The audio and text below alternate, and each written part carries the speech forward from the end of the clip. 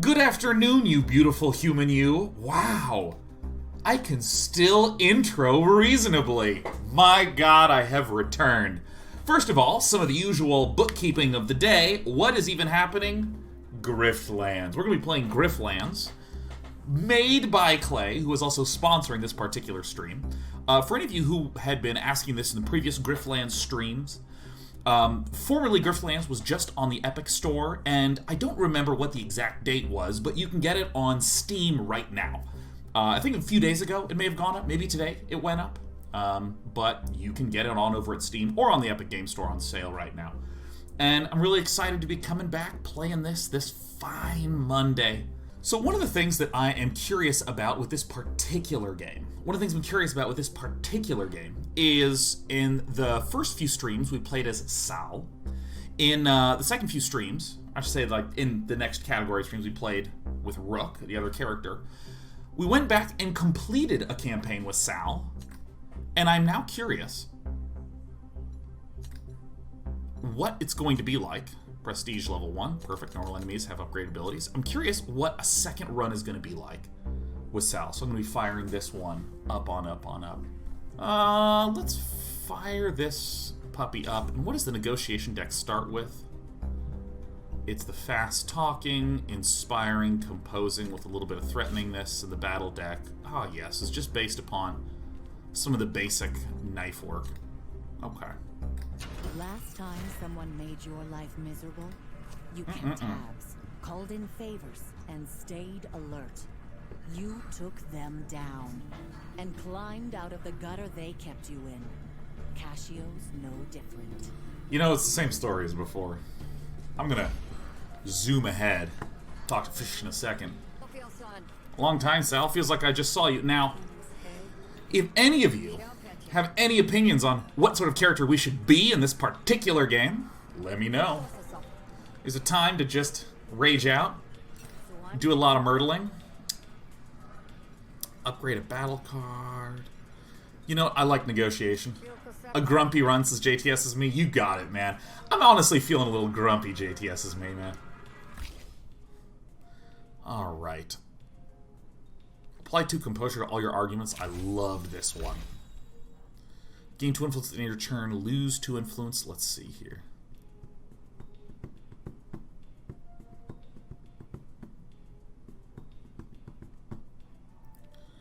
Erupt. Okay, I see. So I can insta-cast it if I play 4 hostility cards in a single turn, but that seems...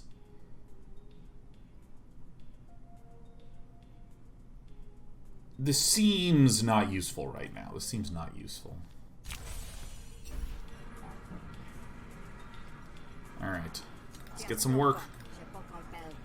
Alright, I got people in pocket who owe me a favor. Kadwa, Alongwe, and Monid. They're easy people to find. Bless your warty hide. I'll hold you to that. Alright, where's my harder ones? You know, I like a good negotiation.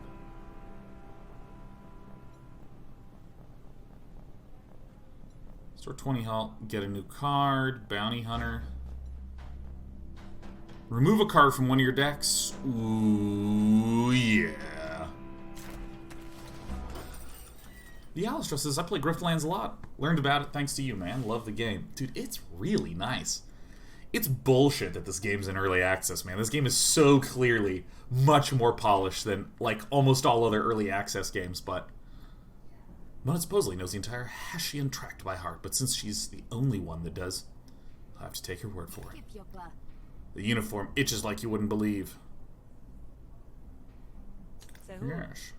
Here you have a problem that needs rectifying. I'm a hunter. I can help with that. I'm ready to just lash out. I'm ready to just take whatever woes I have with the world out on these fictional characters in this fictional world. Could use a professional touch. I have this colleague, Tima. She's always undermining me in front of the officers. I think she'd be happy if I wound up dead in a ditch and she wound up claiming my bunk. There's your nice bunk. It's next to the window. It has a nice view of the less sludgy parts of the bay. I'd like to shut Tima down myself, but there are rules about infighting. Those rules don't apply to you. Perfect. Accept. Let's see here. Deal 2 bonus damage equal to the cost. Deal bonus damage equal to the cost of your hand. That's really interesting. What up, Novus? Good to see you, Novus. Good to see ya. Man, this side seems a little darker than this side in terms of my lighting. I think the light from here is really good. The light from here, put a bookshelf over there. I think it's disrupting my little lighty lights. I can offer you the basic blisters and bruises package for a steal. The kind of violence falls well within my job description. Give him a good scare. But do not kill her. You do that and there'll be an inquiry at best. At worst, I'll have to take team as patrols. Don't kill her, you say? Krog! You love a good thrill, a wager? Oh my god, yes. How much money do I have? I have 75 shills? I bet it all. Snails. Calling snails.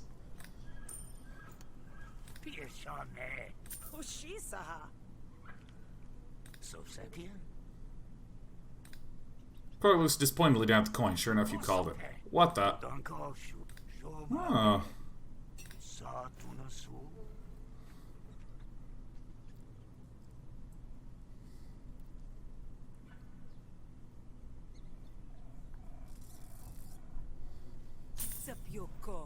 Toss again. I aim to leave this meeting richer than ever. Oh, yeah. I think it's heads this time. Almost flaunting their manipulations and reveals your loss. You know what they say, easy come, easy go. I accuse you of cheating. Something tells me this game is rigged. You wouldn't be cheating, would you? Hey, pal, you don't like the game? Don't play it. Keep your accusations now. If you'll excuse me, I think the fun is over.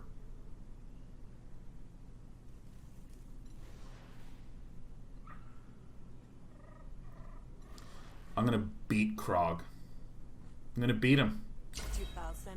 How about I give you a free lesson in probability? I'm probably gonna beat your head in. Yeah, because there was this one. Yeah, look at this freighter. Deal bonus damage equal to the cost of your hand. So this is 1, 2, 3, 4. Now, why do you think it says 10? Oh, because this is in the hand. Oh. Bam. Now, do I want to stab or elbow strike? I think I'll stab. I knew an easy 5 was incoming. Okay.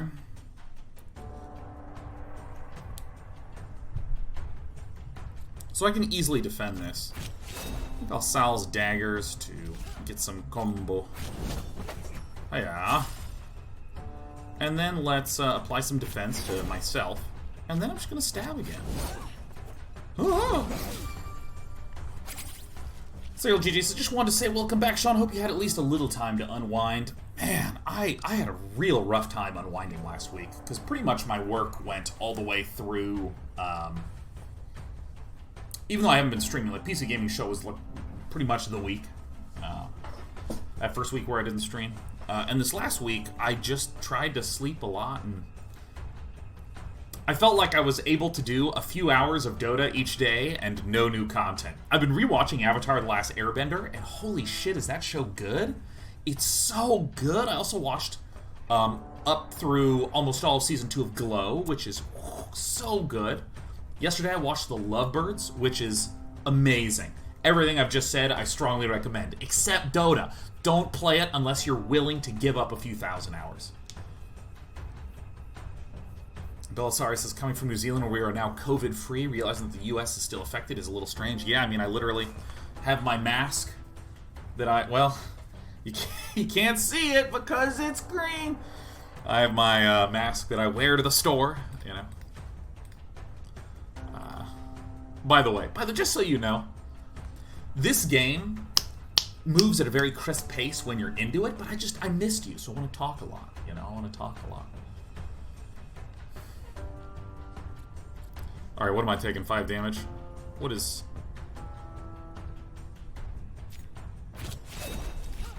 Alright, I'm gonna keep gaining combo. I kind of want to do like a combo-based combat deck. Let's see what this improvise is. triple reduces damage. So I can bang and go down to 3 and then defend myself. Sluice Your Dead says Avatar The Last Airbender. So good, just made it through book 1. Yeah, dude. Book, wow, 7? 7 from heaven damage? I don't think I care.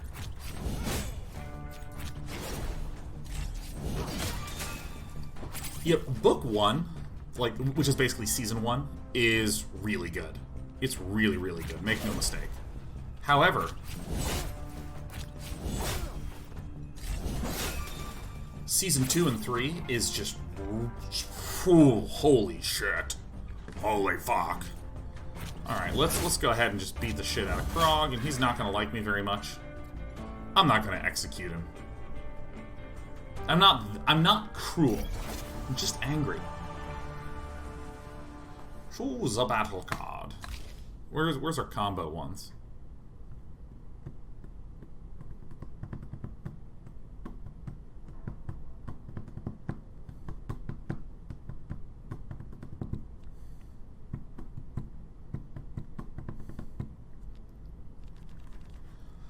Wild Lunge seems good. I'll try this Thieves' Instinct and see what it does. Okay, I'll duel you inch, don't hurt me no more.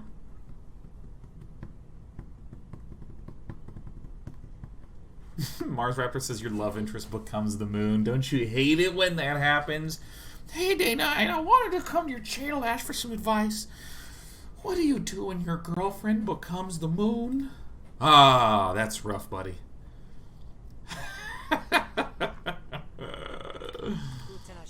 Good moves. Smarts are better than luck any day. Hey, look, I gained my money. Woohoo! Alright.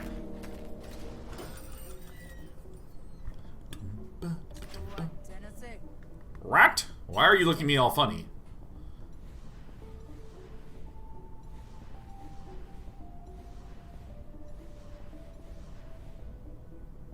Why not? Why not?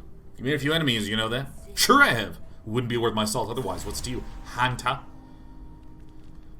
Oh, is this an intimidation attempt? Yeah, I think I misunderstood this like crazy. Oh my god. Okay, intimidate Tima. It says it at the top. Okay. So I want to explain a little bit about what's going on for any of you that are confused as hell. So Griftlands is a rogue-like deck builder. Not to be confused with a deck-like rogue builder. So you have, each turn you draw a hand of cards that you're trying to use to basically win the fight.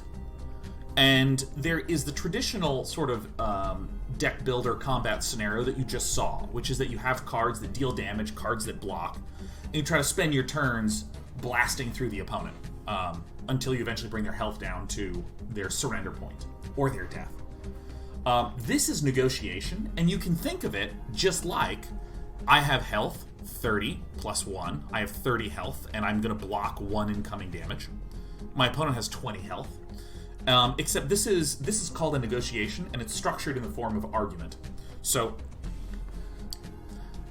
this block is not called defense. It's not called block. It's called composure.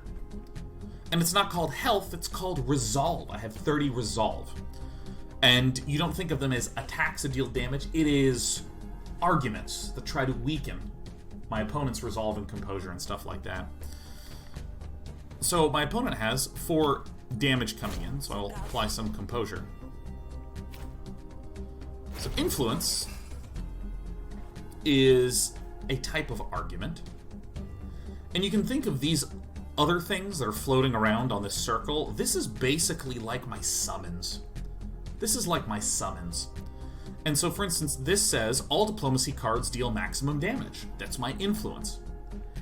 While this argument is alive, this used to say deals 1 to 3 damage, but you see at the top of the card it says deals 3 to 3 damage. So now I can just like, bang, do that. Now what my opponent could do is, instead of attacking my main self, could attack this influence argument. Hey Fudge Bunnies, thank you for the 5 gifting subs. You know, Now begins the climb, very much so like winter break, where I did 3 weeks off over winter break. And I technically did 3 weeks off just now, except I was, for 2.5 of those, doing a shitload of work. So I basically had like a 4-day weekend just recently, and now I'm back to it. But in terms of Twitch subscribership and viewership and all that good stuff, we plummet as always. So thank you, Fudge Bunnies. And JTS is me, just there for the rewards and other fine folks who've been supporting the channel. And I also believe that my Twitch chat just died. Let me refresh. Howdy, howdy, howdy. Yeah, Twitch is having a rough time today. Alright, so I need to deflect for this.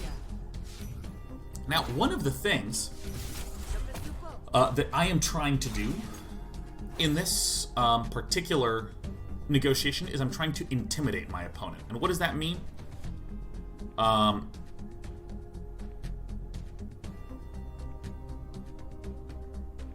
You know what? I don't remember. What am I trying to do? I always mess this up. Don't I need to get their intimidation to some very large amount? Isn't that right?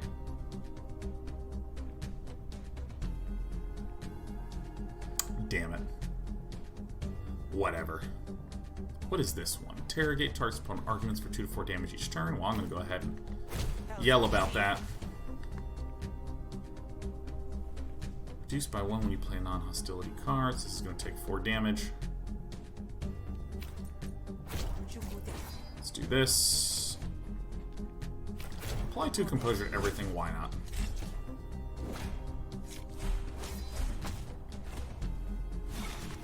I think my goal in this is, at the end of your turn, incept to intimidation. I think I need to get this up to like 10 or so. So I think I need to be willing to take a bunch of damage. So if I just end this turn, this incepts over there. And I know that I'm taking a lot of damage, but I think that's the whole point of the fight. Reduced by 1 when you play a non-hostility card?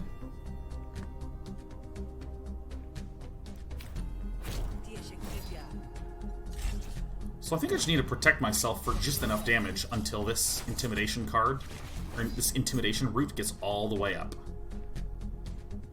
You know, let's just keep ending the turn. Let's see what happens.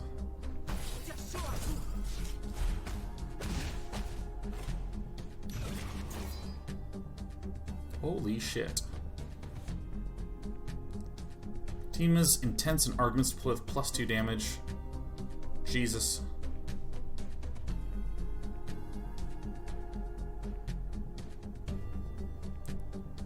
Reduced by 1 when you play a non-hostility card. So if I do this to smack these things down, still gonna take a shitload of damage, man.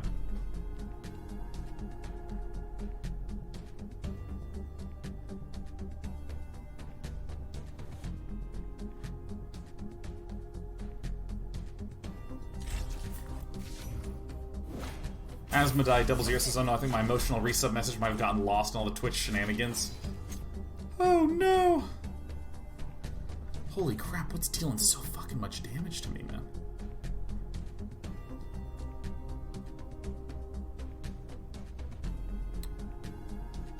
I'm gonna do this. Just get composure on all things. So, in almost all these negotiations, what you're trying to do is just bring your opponent down to 0. But the thing is that I'm pretty sure that this is an intimidation attempt. So I'm trying to get this to 10, I feel like is my goal, but I think I might just give up on that, because this is just so freaking much damage, man. Take fucking 8 damage?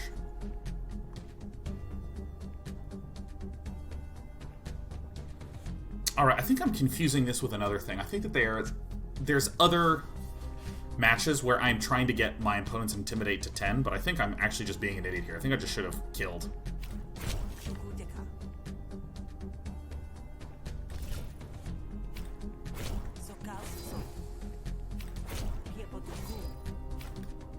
Why not? Let's play it. So I basically just ate a shitload of damage for essentially no reason, but that's okay. I'm the best around. Let's gain that influence. Wait, am I actually dead?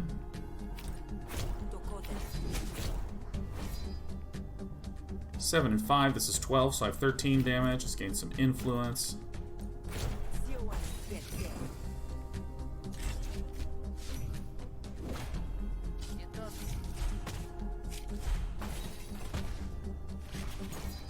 Down to 0, no problem. 3 to 6, 3 to 6. Look at this, surviving with 1 health.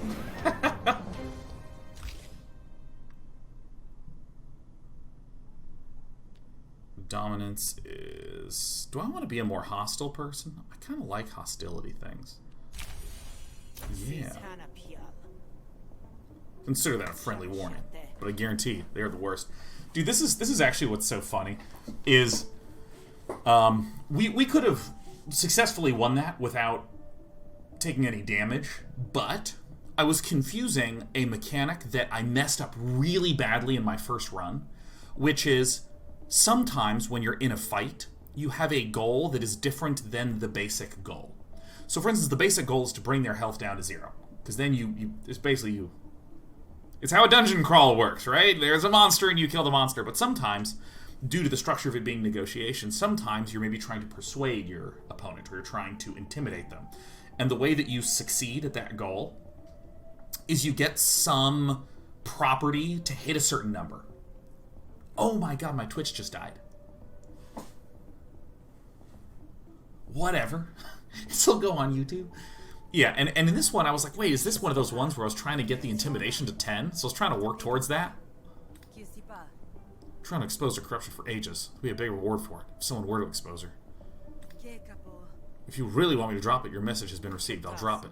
Good, and don't forget it. You leave, but consider that big reward Tima mentioned. Okay. Tima, you dislike me? Oh, Tima.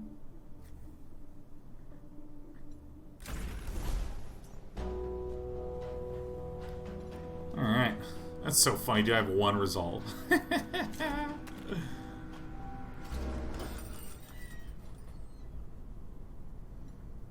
Yo, Monid.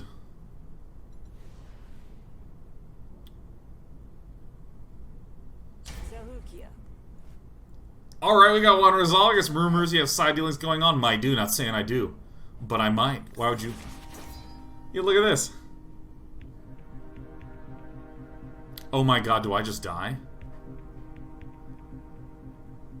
Oh my god.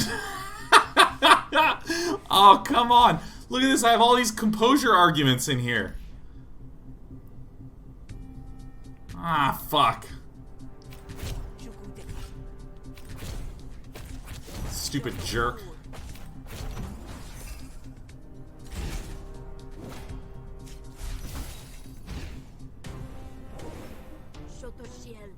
Can't prove anything. We're done. Oh, I just failed it?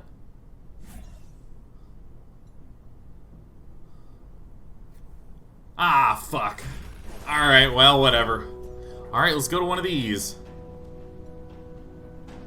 Healing Spring, meditation spot. Oh yeah, I want to do some meditation.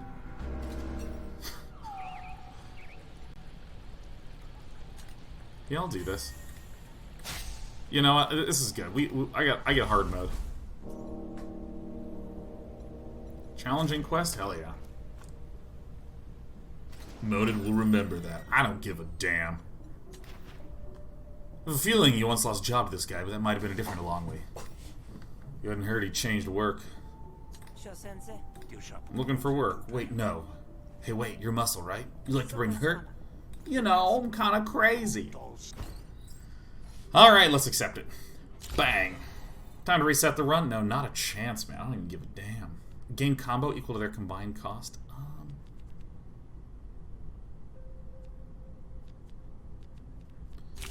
I'm looking to do discards and combos and stuff.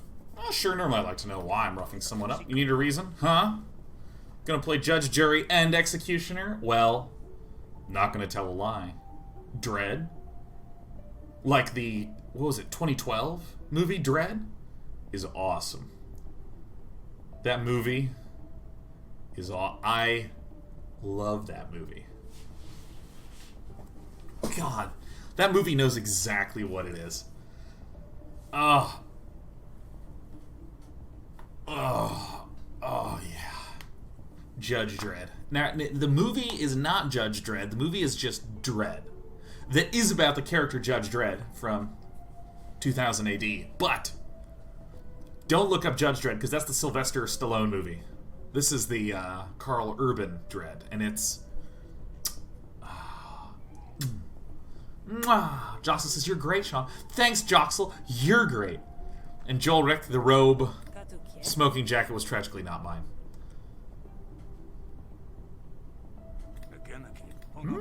No, not this time. Okay. Alright, let's just beat ass. Whoa. Whatever attacked him took the flesh but left the wealth. Something interesting pokes out from under the corpse. Gather up the loot. Perfect.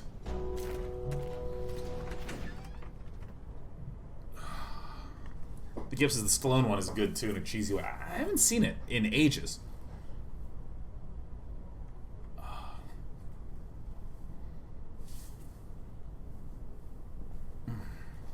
None of Friday's missile launcher day. Friday we're gonna play Red Alert, man. Command and Conquer Red Alert. Oh yeah. Place is crawling with admiralty. Would be suicide to start a fight there. Hello again. Let's beat him up. Sorry, champ. This isn't personal, but I've been hired to make your life hell. What? Client confidentiality. Just close your eyes real tight. I promise it'll be over quick. Skittish. Yeah, what is this? Wanted alive. Sure. Apply 2 heal. Attacks add injury cards. Oh, that's bad. We'll panic whenever an ally panics or dies. That's what I would do. Yeah, by the way, a lot of your messages will not be going through. And many of you will not even see me live right now because Twitch is just not doing it right now. It is just struggling. Go ahead and do some of this.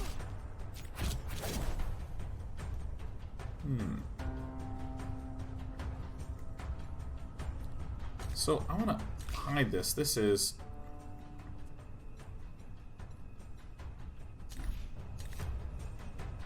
Insert 2 blade flashcards into your hand. Oh, yeah.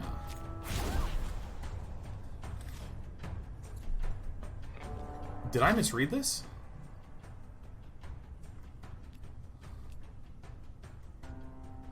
Oh, 2 blade flashcards in your draw pile. Oh. Oh. Uh-oh. You'll put 2 bonus damage if you have any combo. Gain 2 combo. Bang. So, my understanding is this says attacks add injury cards to your draw pile, but I think because I have the block up, I don't actually take any damage and therefore it's not added to my draw pile. I did it, I'm so smart. 6 damage is incoming? Okay. Well, I'll apply the defense. I'll pierce through. I'll start leveling up my stab. And we'll discard a card. Bang.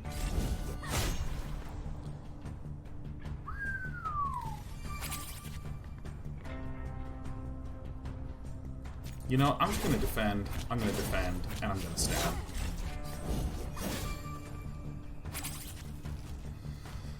Ah, Maloralam says Comcast was down a little while earlier today too, though it is Comcast, so shrug. Well, I don't use Comcast anymore. I'm in the clear. I am in das Clear. Oh, you want some bonus damage? See ya. Accept surrender. I'm gonna beat up everybody, but I'm not gonna kill anyone, man. I'm just mad. Yeah, combination.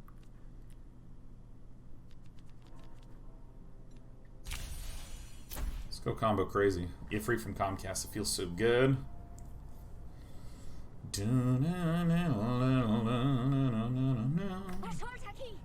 What are you even doing this?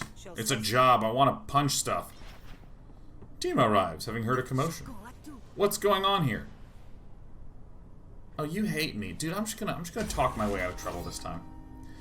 Because I'm kind of annoyed that I got my resolve down to, like, 1 and then didn't do anything here. If this card destroys an argument, gain 1 dominance. Well, that's not going to happen.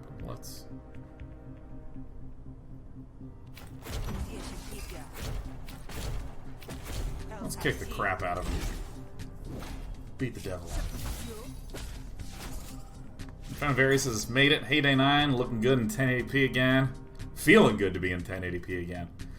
Although, I will say, I, super totally saw my face, my head on the PC Gaming Show recordings and was like, oh god, man, I gotta lose some fucking weight. Dude, since the start of the year, especially, since quarantine lockdown kick-ins, I, like, have been eating my feelings, man. Absolutely, 100%. Apply tool composure to all your arguments. Boop, beep, boop, beep, boop, beep, boop, beep. Actually, I gotta get the composure stacked on this.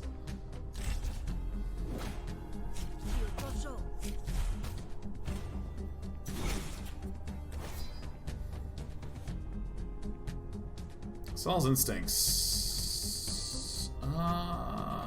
I kind of want to just focus on hostility cards, but you don't really start with that many hostility cards in this deck. You know, so I guess I'll just get the dominance. Gain dominance, and then bash. Let me cast this because I can.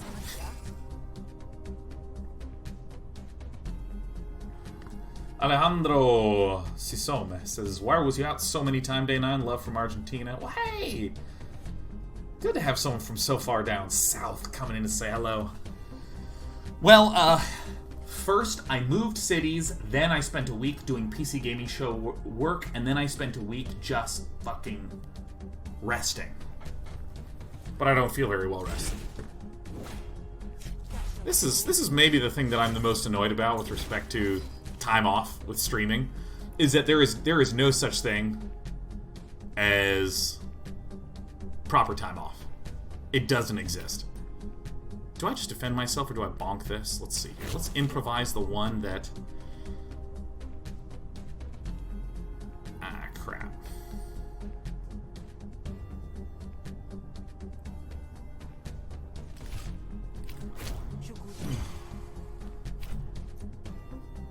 I think I bonk this to reduce that incoming damage. And then I apply the composure here. Yeah, I mean, this is something that is just, like, fundamental to streaming. That is fundamental to similar jobs. Like, let's say you are a massage therapist. You get money by the hour, period. You know, if you don't do massages for a week to take the time off, you just don't make money for a week. And there's no way to sort of, like, have anyone pick up the slack.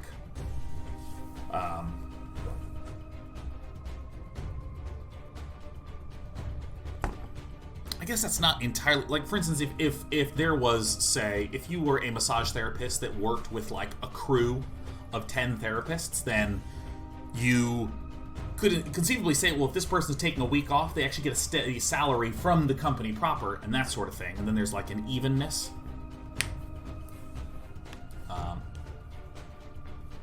But yeah, I mean, like, with streaming, if I take any time off, I mean, it's just the revenue goes to 0 for that entire period of time.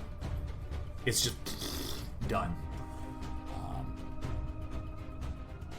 You know, I have friends that focused almost exclusively on YouTube, and when they want to take some time off, they sort of plan for that by recording a bunch of content, scheduling the uploads, and then walking away for 2 weeks and then coming back, you know.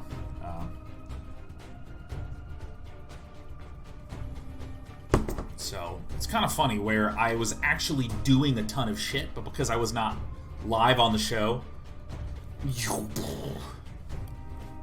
So, I'm doing alright. I'm doing alright, though. I'm doing alright.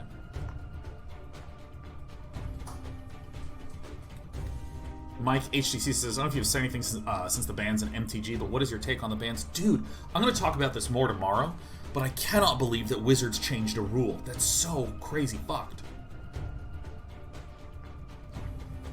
Yeah, it's so crazy. That's ridiculous to me.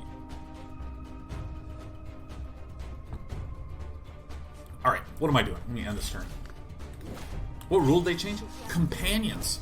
Instead of a companion being able to be cast from exile at any time, instead you have to pay 3 mana to put it into your hand, and then you can cast it from your hand. Which means they have millions of cards in print that are lying. Alright, so is there any way to Bing Bong our opponents? 11 damage. I don't think there's a way to deal 11 damage. I'm also going to take some damage. You bossed it. Alright. Now, here's the thing.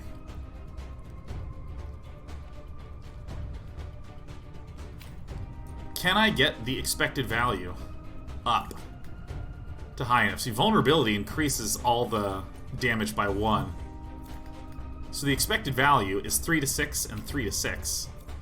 So if the expected value is 3 to 6, then that means, or if the range is 3 to 6 and the expected value is 4.5, 4.5 and 4.5 is 9. So the expected value should be around 9.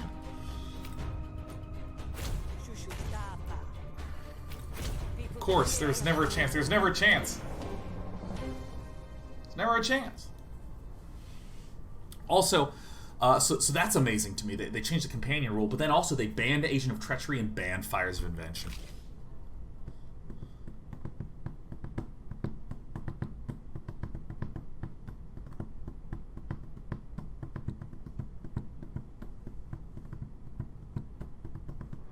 I really liked Intrigue.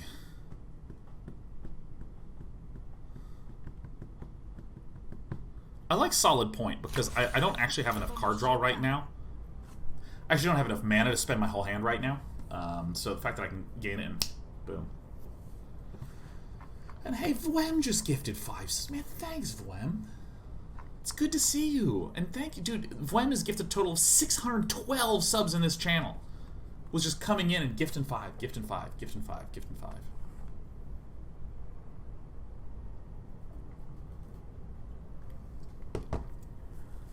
Only Physician says, Sean, I think you're mainly a PC gamer, but do you have any thoughts on the PS5 reveal? I gotta be honest with you. I've missed everything. I've missed everything. I actually, for the last week, I pretty much withdrew from the entire world. I don't even know. I don't even know, man. I don't even fucking know, man. I mean, the PS5 has amazing graphical potential, but, I mean... Okay. Oh, shit. How do I compact these thoughts down?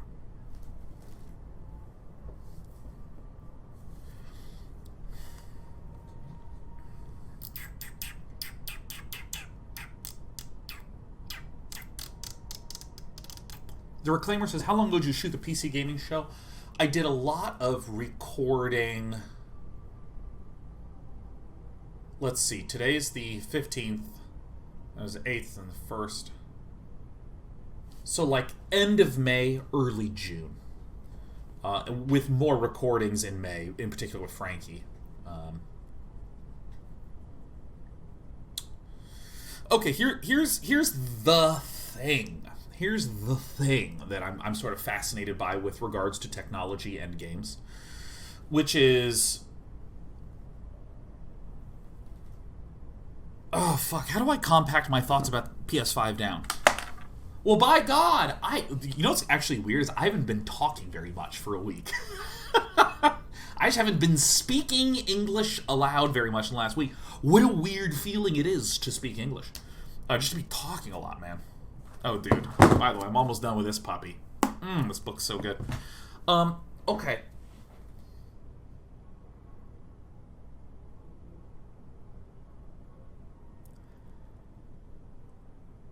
There's this fucking thing that I feel is kind of under-talked about. And of course, the best avenue to talk about it is to bring up Heidi Klum's Project Runway. Or I guess whatever it is, America's Next Top Designer, or whatever it is on Amazon Prime. In Project Runway, oh, and Tim Gunn, make it work. Tim Gunn's incredible. I really admire Tim's communication methods across the board. As you might imagine, anyone who is Tim Gunn-like or General Iroh-like, I'm like, oh, I love this tender communication. So there's this thing in Project Runway that's talked about crazy often when they're judging. In case you don't know what Project Runway is, basically it's a reality show where they go to a bunch of fashion designers and they say, we want you to design a runway look, and then the show is about them constructing the look, and then at the end of each episode they do the runway show and they critique it. So it might be something like you need to do something athleisure or something experimental in this vein. This fucking car alarm has been going off for 5 days. I'm so happy it's off right now. And hopefully that wasn't too loud, but anyways. So they're given some sort of fashion challenge. Maybe we want you to design an avant-garde wedding dress, something like this. And there's a term that they use, which is taste level. And taste level is kind of the following. Maybe a designer came up with a particular vision, executed on that vision, and did a really good job of that execution. It was very well constructed, very form-fitting, it matched their original vision. But when they say, but it really suffers, it sounds like you have a taste level issue. Basically what they're saying is, you nailed what you set out to do, but it actually still sucks. Okay? In other words, there are some things, creatively, that aren't appealing to people. It's just not cool, dude. And this, creatively, I'm fascinated by. I'm fascinated by this concept in creative spaces, which is, John has an idea and Mary has an idea, and they both each individually think that their idea is cool, but Mary's idea is actually just way better, and John's idea fucking sucks. It just objectively isn't cool. Like, no one likes that. John thinks that it's awesome, but like Mary's is actually better. You know, it's like one of these kinds of things. And the reason I'm fascinated by this is that to a certain social perspective, at least in America, where I reside, there's this, you know, everyone has wonderful ideas. And, you know, yeah, they didn't go with my idea, but it's not that it was bad. It's that, you know, we just happened to go with John's idea. You know, we happened to take Mary's idea in this case. And I think that there's something that you have to admit, which is that, yeah, no, some ideas just aren't cool. There's some people that think that something is cool, and it's just not cool. You know what I mean? Now, why the hell am I talking about this with respect to the PlayStation 5 reveal? I feel like it is often under-talked about, like, the big reason that people are going to play your game is if it's just good, if it's just well done, and it's like a good game. And obviously there's other layers beneath that, like product layers, like, does it run well? Does it have, you know, do we have enough content? Do we have enough artists to make the content if we're having, say, an open world game? Something like this. But these are more like business product type things that's about, like, completing something. But, again, like, people will buy a game if it's actually fucking good. Now, there's something that I think, I mean, we joke about this, and by we, I mean, like, every gaming community I've ever looked at, hung out in a Twitch chat or gone to a forum. Gaming communities will talk about things like, oh, looks like it's another class-based shooter, or recently, oh, looks like it's another auto-battler coming out, you know, or how many people said, this is our take on the Battle Royale genre, and everyone's just like, oh my god.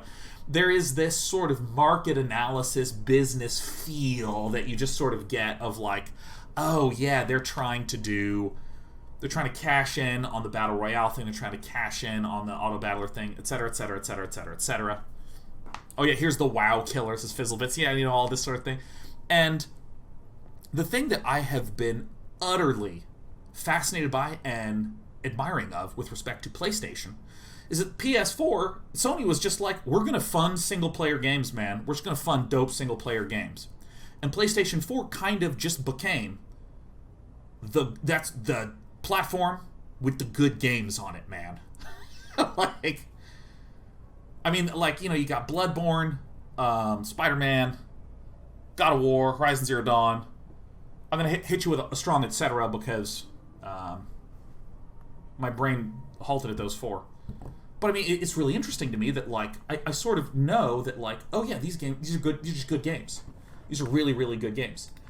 And there is a shift that happened many, many years ago where people stopped talking about the graphical improvement and the graphical fidelity of the platform, and people started to talk about, but yeah, what games are on there? It really kind of happened around the Xbox One, PS4 era, where people were going, yeah, sure, I mean, the graphics look good, but like, where's the good game? Where's the fucking good game? You know, that sort of stuff. So, the reason I'm interested in the PS5 is I feel that even more so with the next generation of tools for game development.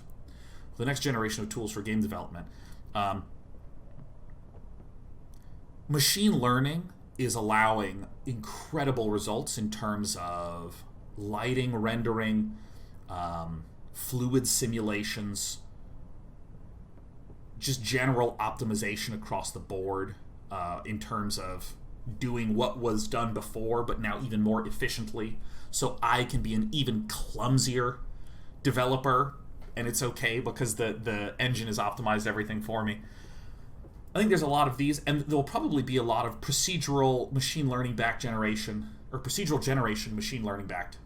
Fuck, that sentence. There'll be a lot of machine learning backed procedural generation tools that can basically ingest some concept art and poop out 500 rocks that are of the style prescribed by that concept art piece. Like that sort of stuff is really cool, which increasingly puts the burden on, is the game fucking good?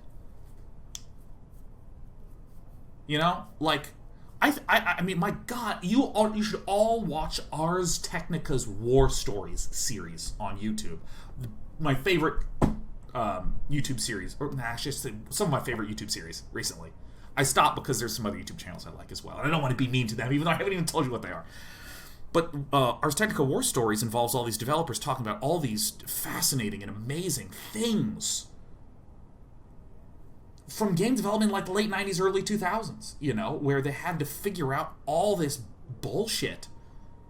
And, I mean, like, you had things like this company had to figure out how to render 3D objects, and so did this company, but there wasn't even, like, a good internet back then, so no one was talking to each other. There's people independently trying to, like, crack through all these fucking problems. And we still see the whole idea of, I'm going to call them product prohibitive elements, still existing. Like back then, what do I mean by product prohibitive? Well, we literally need engineers that are competent enough and have enough time to be able to make an engine so that anything can be rendered, period. So that you can see shit on the screen. Like nowadays, you just download Unreal. You just download Unity and boom, you just hit the play button and there it is. It's already pre-built. Didn't have that back then. Not a creative thing to just literally build an engine so that it renders. Obviously, there's some asterisks there, but I mean, it's like you're not making the creative side of the game when it comes to the engine in a lot of regards. You're just trying to make shit function.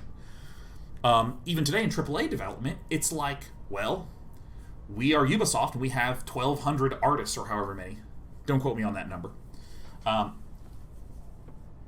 Yefan says it's not user-facingly creative. That really captures what I'm trying to say. It's not like the user will experience a creative element of the gameplay as a result of the engine. Obviously, there's lots of creative problem solving in engineering. But anyways, if you are Ubisoft and you have 1,200 people that are making this giant open world, well then guess what? No other fucking company can make that unless they get like that many people. You can't have a team of 3 making a giant open world game just due to the literal product problem of having that many people. And so, like, I think that it is fascinating with, the sort of next gen of technology with really robust procedural generation, really robust simulation algorithms.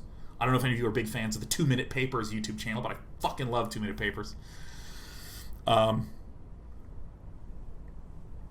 You have all these pieces of tech that are basically removing almost all the problems except, is it a good game? What makes that game fucking good? Is it good? Like, okay, so you say you're going to have like a really beautiful, realistic, physics weather engine. Yeah, you can. That comes in the box. How are we going to make the game good? That's the thing I'm most interested in. And that's the thing that I'm tickled by the technology, but I mean, in terms of gameplay, I don't play beautiful lighting. I don't play that. I mean, it's really fun to look at. I thought, you know, the PS5 reveals and tech demos were cool. Were really, really cool. But I mean, like, but I was like, cool, and then I like didn't watch it anymore. You know, I really want to see what they've done, and I really think that PlayStation does have that reputation as being like the strong single-player experience thing. Only physician says, Sean, it is funny how my innocent question about PS5 became a 20-minute discussion. Hopefully you don't mind. No, it's really great. It's really great. Doom Kitty says, yay, you're back. I'm back. Chloe, I'm here. I gotta play this game, man. Like, okay, so, I mean, like, take, for instance, the game that we're looking at right now, Griftlands. Like, this piece of art that we're looking at, in terms of the raw difficulty of making this, technically speaking, there's not a lot of 3D models, there's not, like, complex lighting going on. But this is fucking beautiful. This was not someone, this is not someone showing off tech. This is someone showing off creativity and style. You know what I mean? Like, just the way that this image is composed and the colors of it. And I mean, like, yeah, there's little things like this little trail here, right? Or these wiggling bushes. Okay, probably got to have some shaders in there and all that good stuff. Give me the cash, man. It's nice. You know, these are sprites that have little shaders, you know, modifying their motions. But it's about the look, the creative look of it. And the gameplay is really robust. Graphically speaking, this does not, to me, I mean, maybe I'm wrong about this, but it does not, to me, look like that this is really stressing my CPU and GPU to just render the full graphical potential of this shit. Right? It's not that. The tech is not what allowed this game to exist. It's the stylish art, the writing, the gameplay. It's the hard part, you know what I mean? And I don't know, I can come all the way back to Heidi Klum, which is that I look at a lot of games that have like really robust tech, and I want to say, but yeah, there's a taste level problem. You thought that this was really solid, good gameplay, and it's not. I mean, I play it for 5 minutes, and it feels degenerate and flat and boring, and it's beautiful. But you didn't nail the hard part. Really, that's all? Should've done that a lot sooner. Here's your pay. Huh? Deserve it? Where's the fun in that? Better if they don't even know what they did wrong. Ah! Silence arrival. I got paid 90 shills. You like me? That's crazy, man. Gain 1 combo at the beginning of your turn. Ooh. At the end of your turn, gain 1 counter for every 3 defense you have. When receiving damage, you only lose up to 4 combo.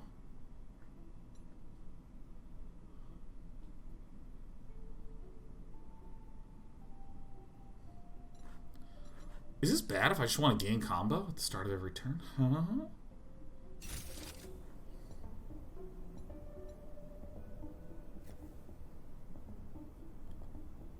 Whenever you remove a debuff, heal 5 health. I mean, I don't really spend my shills in this game. You love me. You fucking can't get enough of me, can you, Alongly? I mean, I might kill you later, but like, whatever. Currency is called shills. Yeah, I mean, like, this is an example of something that required no technology to do. This is just clever writings.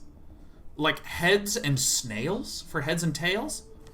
Whoo! To quote Mark Rosewater, players fall in love with details.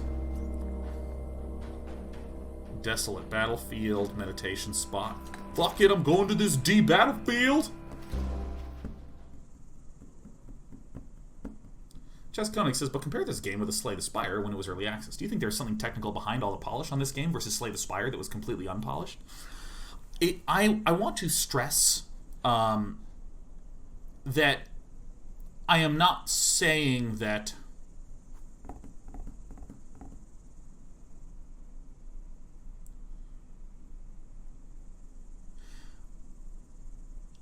My point is that there are many elements of how this looks and feels that are not prohibited in some technological way severely.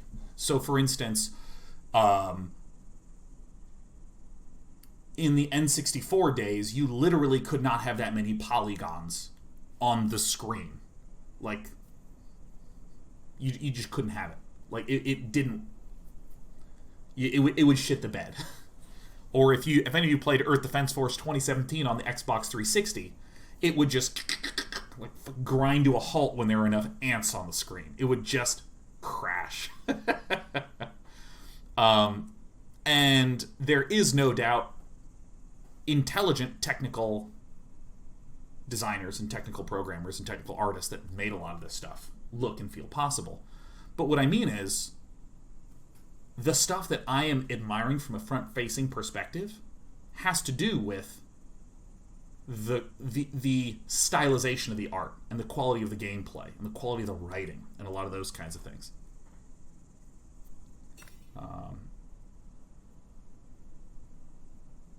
If I'm making sense. Maybe I'm not making sense.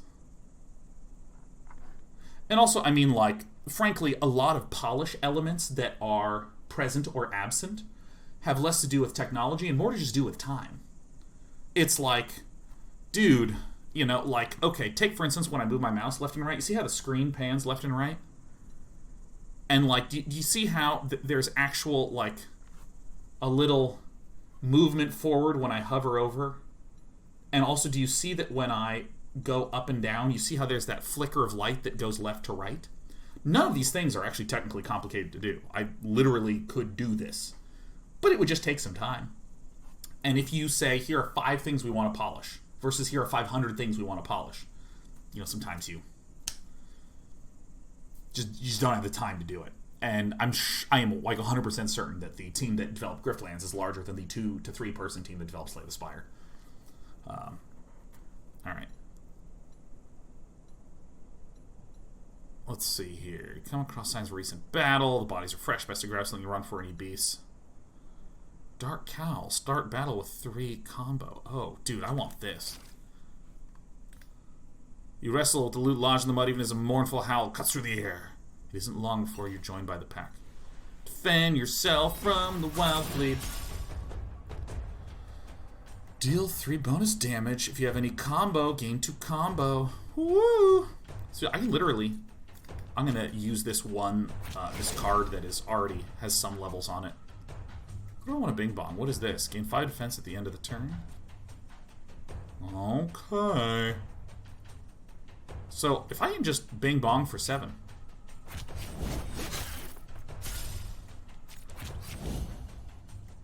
You know, I'll just discard this one, doesn't matter.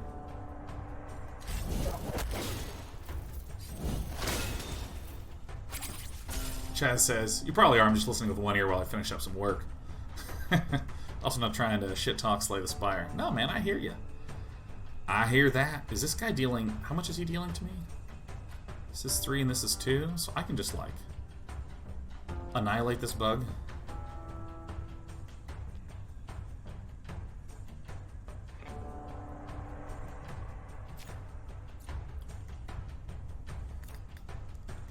I have to defend myself. But, you know, I don't want to defend myself. I want to level stuff up, man. Sal's Degels. Oh, yeah.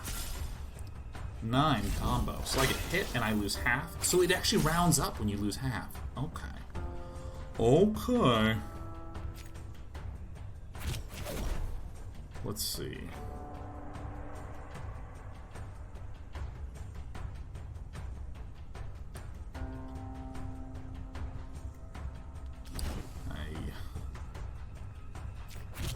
I need more.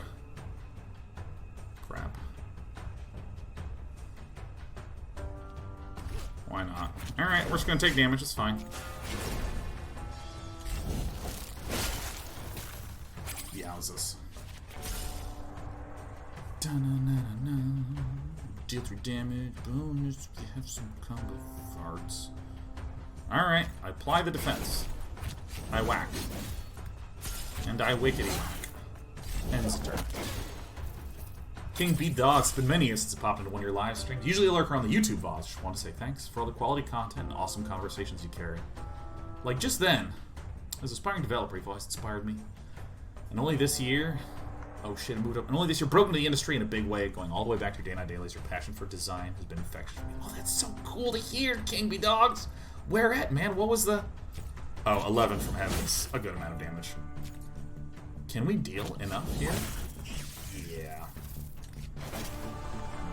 Where are you getting that work, man?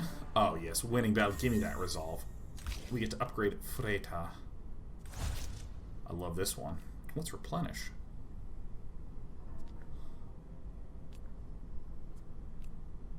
I'm gonna do the... I really like replenish as a mechanic. Replenish basically means that... Well, I mean, it literally means when you draw this, draw another card. So it's essentially like having a free card in your hand every single time.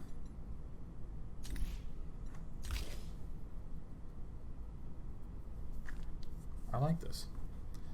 I like this card. Game Dogs actually do game design for vanilla Minecraft now. It's been my dream since a kid, learning programming at a young age. Oh, that's so tight. And by the way, these graphs I have, like, start battle with 3 combo is really, really nice. And gain 1 combo at the beginning of each turn is really, really nice. Welcome to Havaria. Boo. You can greet me. You got an opportunity. Ooh, there's 2 night merchants. Yeah. Thanks, fish. Huh. New active quest? Talk to one of the merchants. Okay. Endo or Rake? I like the name Rake more.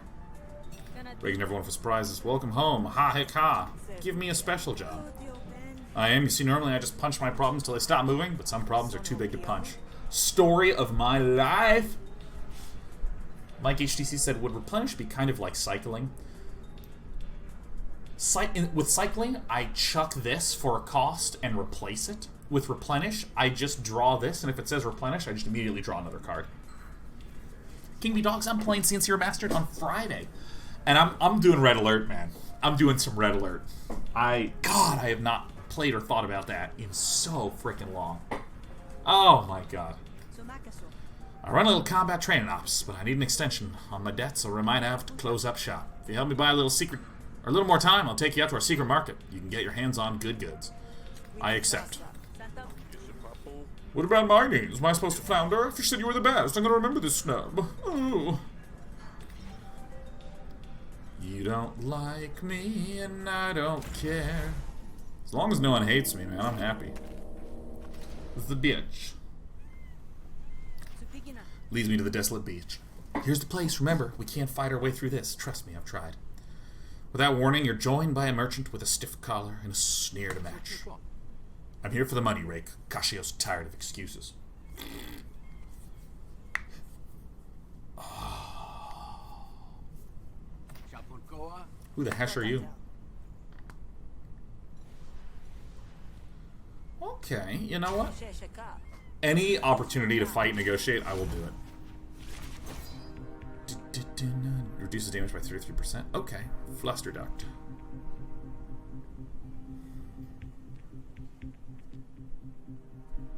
Let's see here.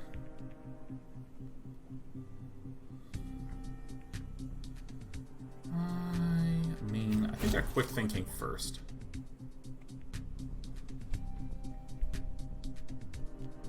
Incept 2 vulnerability? Yeah, sure, I'll do this. I want to get the composure up here.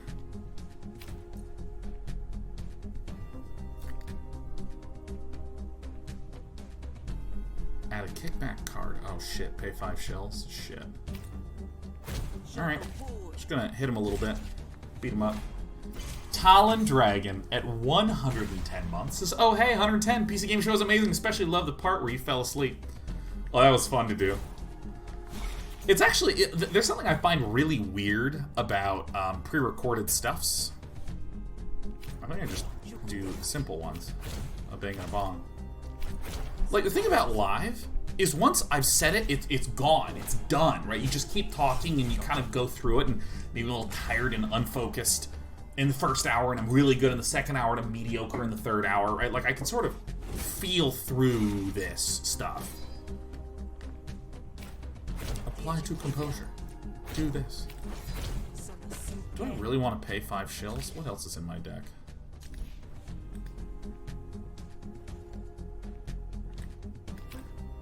No, I'll just pay 5 for this. Bang and a bong.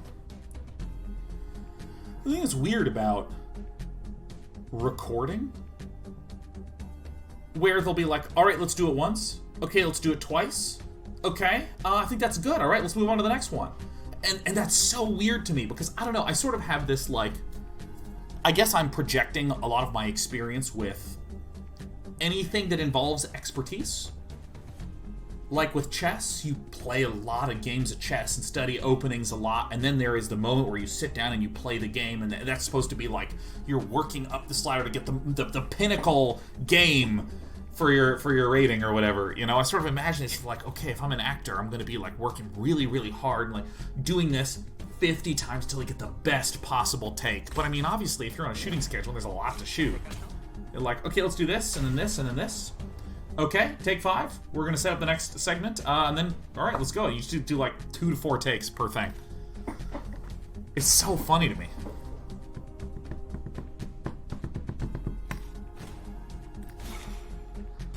All right, there's a single bing bong. Hey, yeah.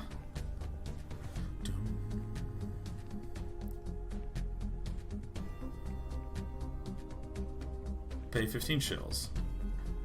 Ends in your turn, take damage. Fuck.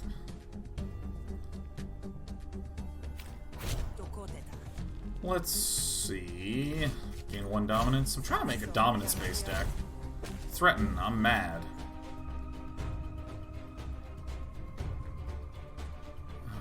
Farts.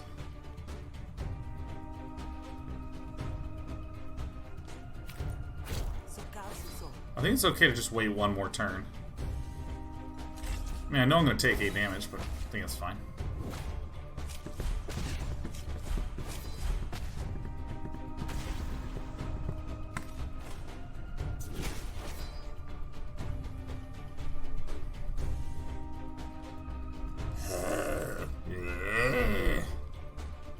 He said.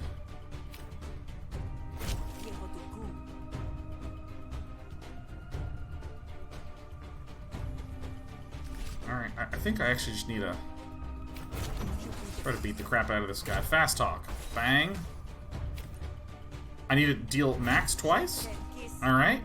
Alright. Flipping a coin. Dude, all I needed to do was deal max damage twice in a row. That was so easy. Oh, man.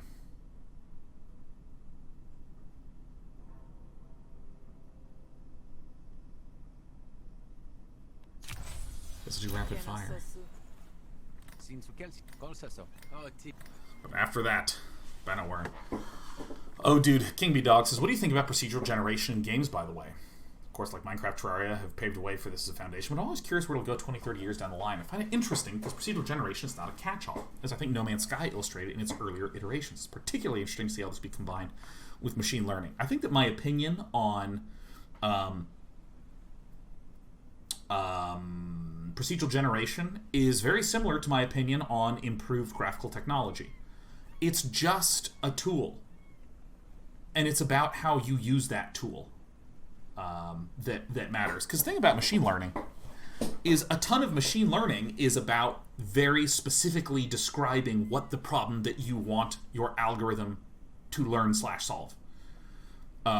So, you know, many of the games that or just procedural things that I've interacted with. The fuck is with my ability to talk today? I'm out of practice.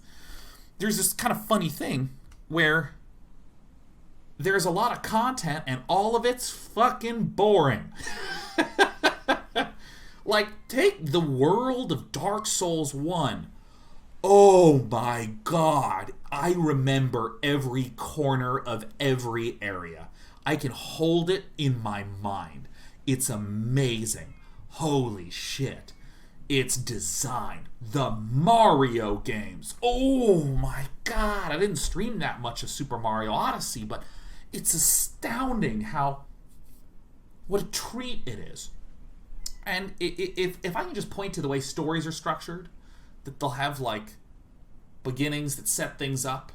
They'll establish rules in the beginning and the middle. There'll be twists that happen based upon those rules, leading to a climax that resolves a story question that was established on page 1, right? There's a structure to there. And a lot of procedural generation has historically been about relying a little bit on randomness and emergence and stuff like this. And I think it is so essential and so critical to have structure there, you know? I enjoy the world of Dark Souls infinitely more than I enjoy anything about the worlds in No Man's Sky. Because the worlds feel not designed. You know what I mean? And I think that the interesting question is, the technology is going to get better and better and better. Now, who can frame the goal of a particular procedural generation algorithm? Who can frame that goal in such a way that there begins to be the feeling of a structured experience? A weak hatch that really saves my skin, you have no idea. So satisfied? Woohoo! You're the best!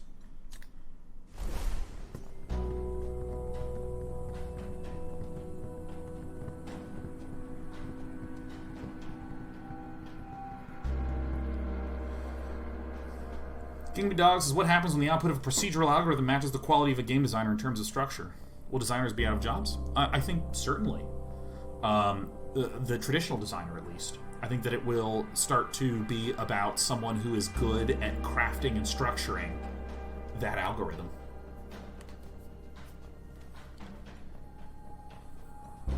Where am I going? To here? Take me to the night market. This is it, huh? Pretty modest. Hey, you want fancy or you want cheap? This is where folks come to get an edge for a good price, and now you can be one of those people. Yo, where's McGrath Cellar? I believe it was Plaka.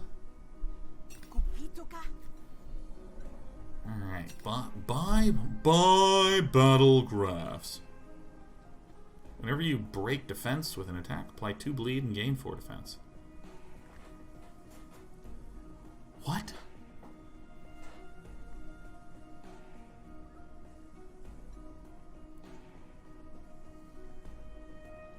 I mean, this seems insane, right? I mean, how is that common? How much money do I have? 90? Add more slots? Ah, shit. I'm poor, dude.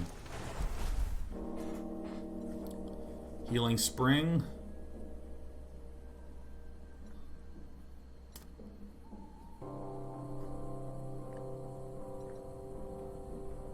Where's when Fisher's open?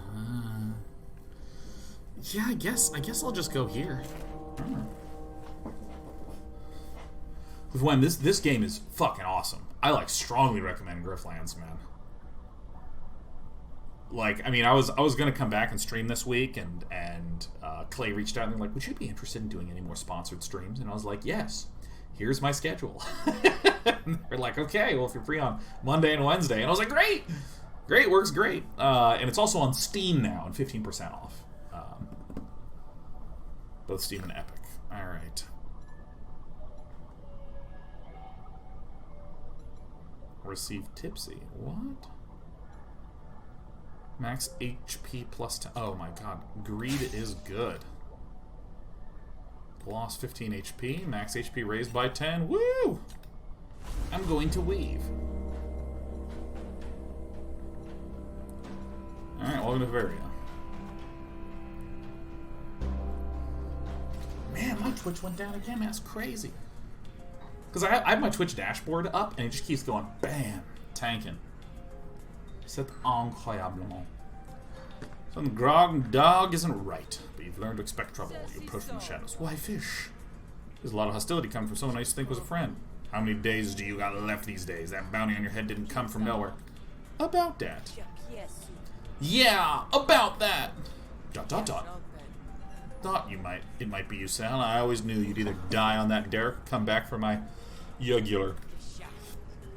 Once was a time when you said you wanted to grow up and be just like me. Not a chance.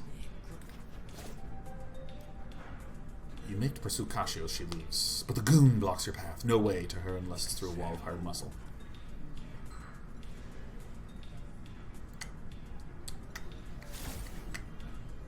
Oh yeah. All right. So this is the. So this is where I convince someone to help me out. Spend all influence, attack once per influence spent. Ah, okay, so I can do this. I can bing bong, bang, and I can actually. What's quick thinking? Improvise a card.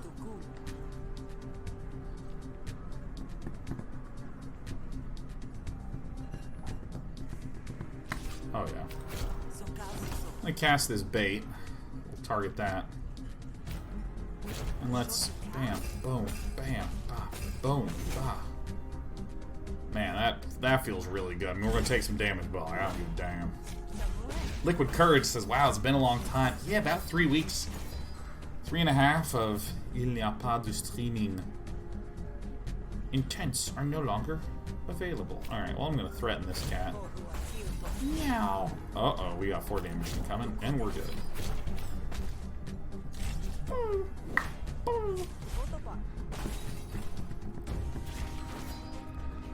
Alright, so what I am doing is trying to convince this person to help me in this upcoming fight. Apply to Composure. Bang. Sal's Instincts do again. Oh yeah, we want the Dominance. 4 damage going in there. It's totally fine by me. Ends the turno.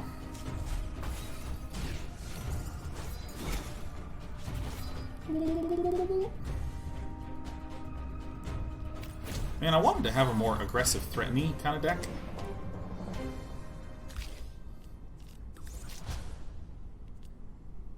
You know?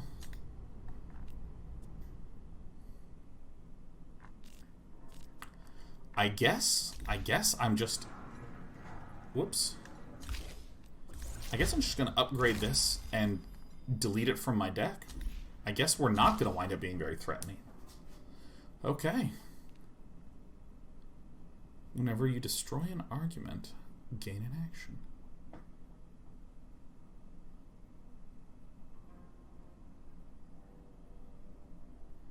That seems really good. This seems so good, guys. This seems really good. Gonna make me do your job? Gonna make me do your job? No, I guess not. Alright. Topo steps up to your side, ready to defend the Grogan dog. Better late than never. Defend yourself! Because I won that negotiation against Topo, Topo's now going to help me in the fight. Wow, and I'm glad about that. Look at how much damage Topo's gonna take! Oh, shit! Okay.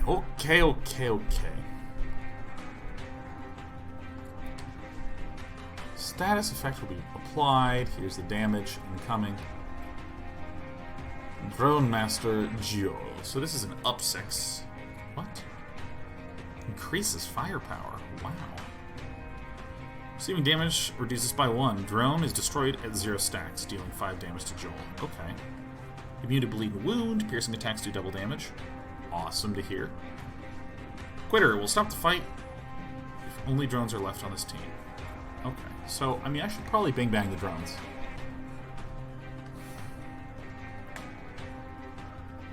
I mean, I could also just freely take some damage here, but I think that... What is this?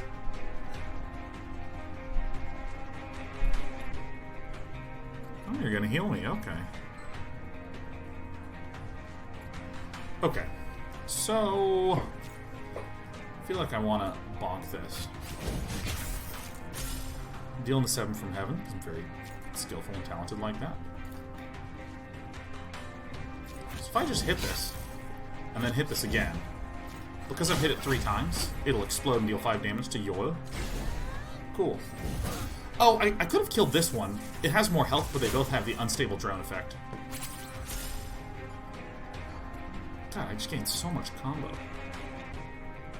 Okay, so this 4 is coming in from Drone Master, so I don't give a damn, man. What I'm going to do is and these are all.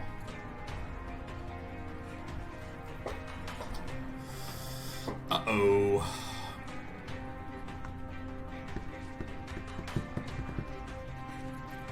Okay, so I feel like if I end this turn, Topo will do these 3 instances of damage first. So I think I'm actually okay to bing bong this guy. Oh, what's Thieves' Instinct? Oh, so I can like do this and chuck this, and then I get 2 actions. So this is bang, bang, bang, and it explodes and deals 5. Oh! I'm a thinker. Not a stinker. Oh, yeah.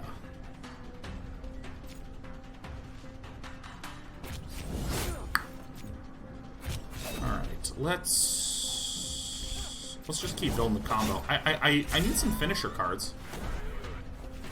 Summon drones. Hello. Oh man, this guy. Okay, so if I deal 11, we did it. We deal 11. We then stab. And then we end the turn because Smuggler Topo shoots this guy, who then is like, I'm gonna surrender.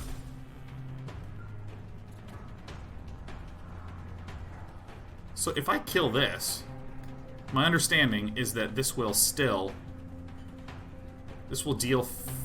5 damage to Joel.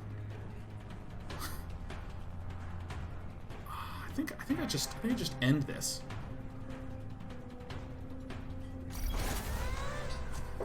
I am going to beat up a lot of people. Attack once for each action available.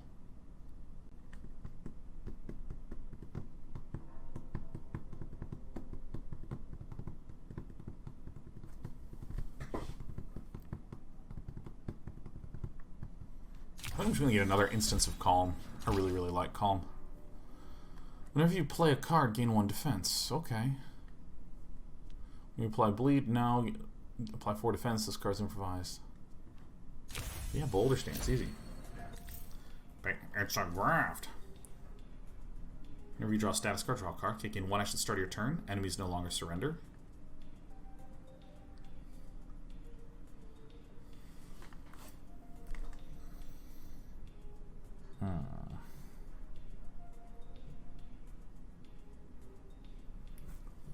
What are my graphs?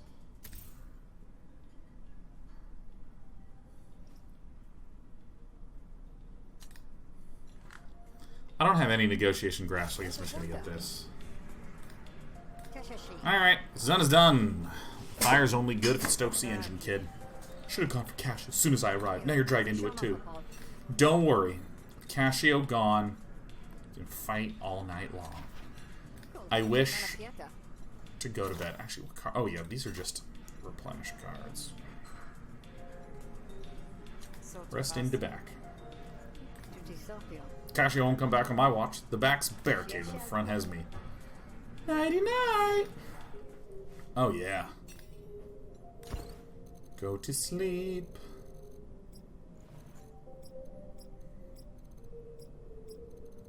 Look, nobody hates me. Nobody hates me.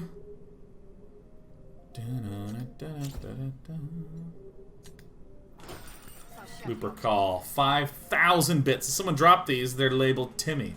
So I figured they were yours. Is that because of my Timmy voice, or is that because of my Timmy personality in Magic the Gathering? Oh, yeah. Let's chat. Oh, wait, no. This is plot story stuff. I'm here just for the battling.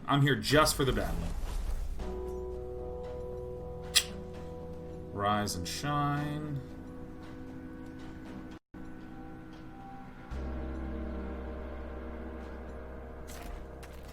Boop.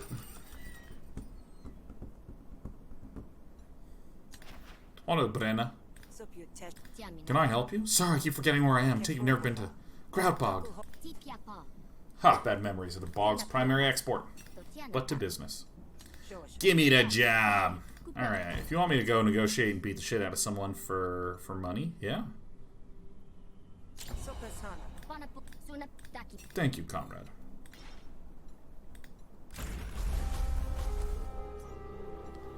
So the picking sides quest.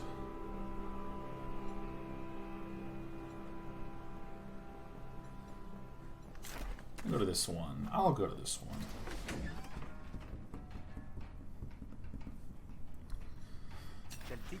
Greetings once again. Hey, tell me about the Rise offer. Does this guy like me? Else you're working with Rise? Just a grifter. Come on. Convince. Okay, so bulldoze. Whenever you destroy an argument, gain an action. Okay, so I just like absolutely cast this. Ah. Okay, and that gets expended. Yes. Where's the expend? Is there a list of expended things? Crap. Crappity bappity boo. Well, that's fine. I'm just gonna zap this. Actually, let me. Oh yeah, that bait. Oh yeah.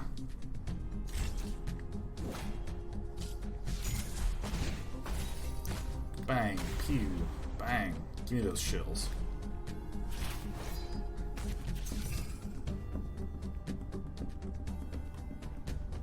What? Oh my god. Well, at least this is good. So I just like, I'm just gonna apply some composure, man. I'm just applying some composure. It doesn't even matter. Oh, I should have done to that one. Who cares? Okay. Brennewer has his doubts.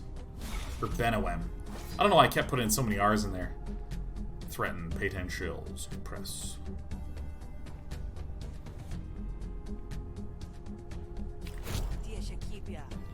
Yeah, so what I want to do is I want to do like this. And then I'm actually going to get like so many extra actions. Watch this. Oppress. We're going to oppress this.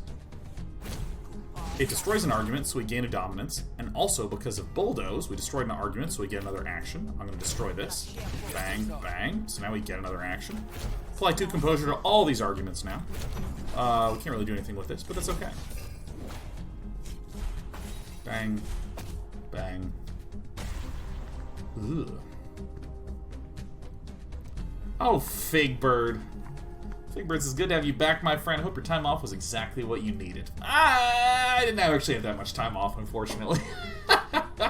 And dang it, I want even more Figbird. But I mean, frankly, I'm so excited about the upcoming things going on in the life. I mean, M21's coming out. Gonna play some Command & Conquer coming up soon. My birthday's 13 days or whatever. And hey, thanks for the 10 giftos. Alright, so we have a lot of stuff. I don't want to pay any shills. Dude, this graph that lets me draw a card every time I draw a status card is really nice. Fenovari says, oh yeah, I'm excited for when you announce the Monster Train stream. Oh, that's 1000% coming. 1000%. Bang. Bang. Bang. Oh shit, Ah! I just took damage, and I hate to see it. Why are we still talking? Yeah, you see? Yeah. Well, I'm very glad I got calm. Threaten of clarity.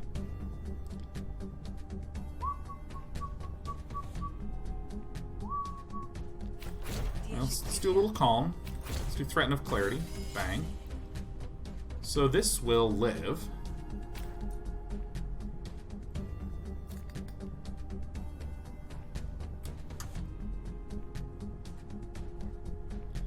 I'm going to try to quick thinking my way into something that gives me composure. Farts. Okay, well, whatever. I'll just take the damage then.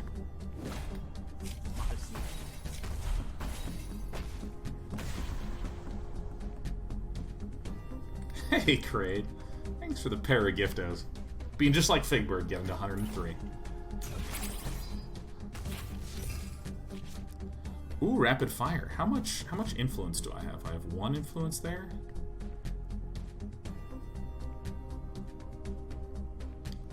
So I think if I do this to gain 2 influence and expend, now I have 3 influence, which means that I can shoot for 3 here to make this 6, and then I can rapid fire to go bang, bang, bang. For lethals. Upgrades available. Great deflection is going to become... I like lucid deflection a lot.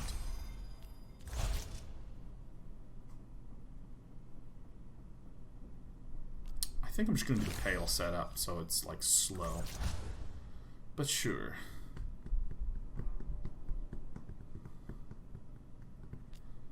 Sure, I'll gain the dominance.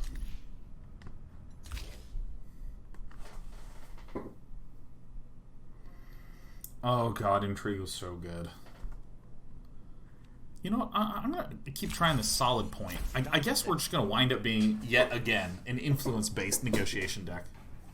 Would 0 be a prime number? 0 is not a prime number. It just ain't a prime. And 1 is also not a prime.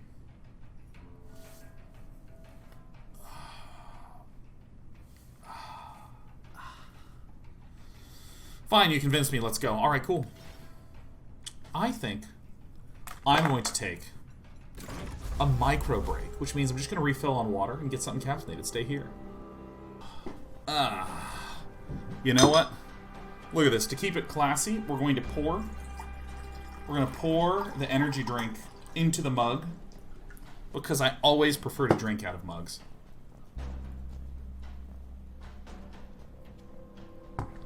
Kingy Bog says, Sean, speaking of CNC, what's your favorite CNC game? The original. The original by a million miles. I love the original Command & Conquer so much. You are being followed. You turn to face your tail. She sees us. Attack! Oh, this guy's doomed.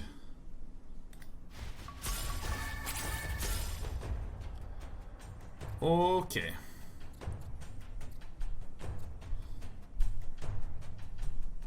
That guy's dealing 8. That guy's dealing 4. Huh.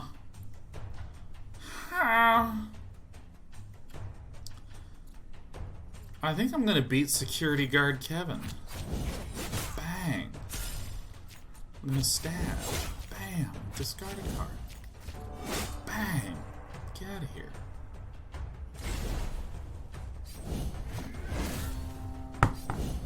The original Command & Conquer has too much nostalgia for me. And I actually looked this up this morning. Did you know the original Command & Conquer came out in 95? 3 years before StarCraft? Red Alert came out in 96, 2 years before StarCraft? Damn. Damn. Who's gonna attack me? This butthead? What a butthead.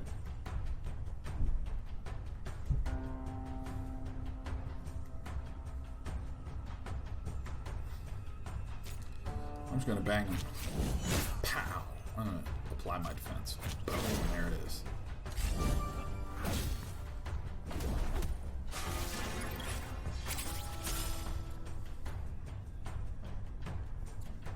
This little Bonnaroo, huh? Dang. This guy heals at the end of each turn. That's good.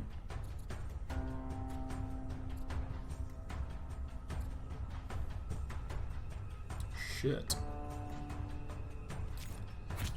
I'm going to apply a little bit of defense, but then I'm just going to continue to hit security guard Kevin.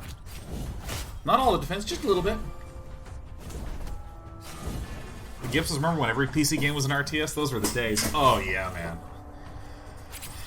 Dude, I was actually thinking the other day that, like, the game that I actually, like, the genre that I have played the most is probably actually the old point-and-click adventure genre.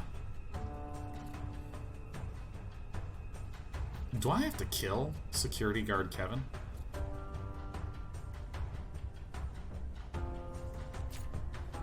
I gotta zap this guy. This guy's out of here. So, I just accept some damage and that's fine. Yeah, because I think as a direct result of mostly walking, this guy's gonna hit for 7. Okay. Cial's daggers. Yeah. Elbow strike him. Stab him. Hoo hoo ha! Hoo hoo ha! You do mostly walk. We have just gone through so many point-and-click adventure games. Like, so freaking many. 24 damage left? Aich.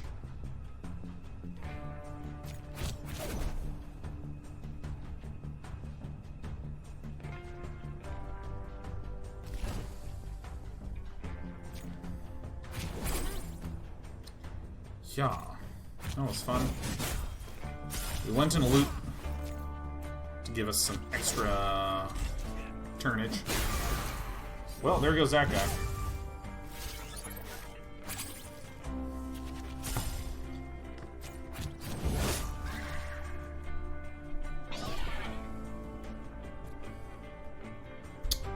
Try to leave Krat alive. Gibbs, have you ever played Return of the Obra Dinn? I have, and it has been fully streamed. Oh yeah, deal 5 damage to yourself. Apply stun. Weird. I can upgrade stab and stab.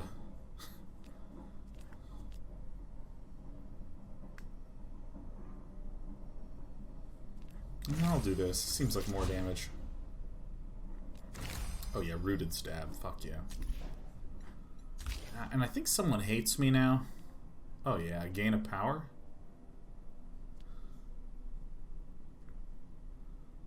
Spines was pretty cool, but I'm just gonna go for the power, man.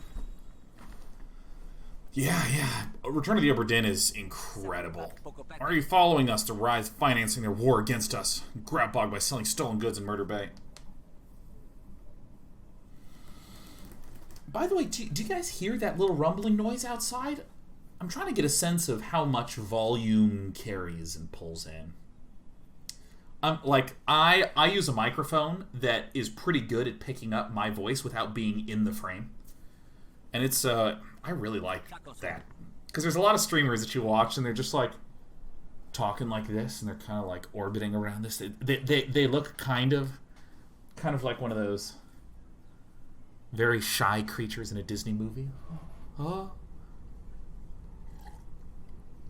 I want you to see my face. I want you to see the double chin. You know what I mean? Are you listening to this creep? They attacked us. Whatever they're paying you, we can pay more. Just tell us where they are.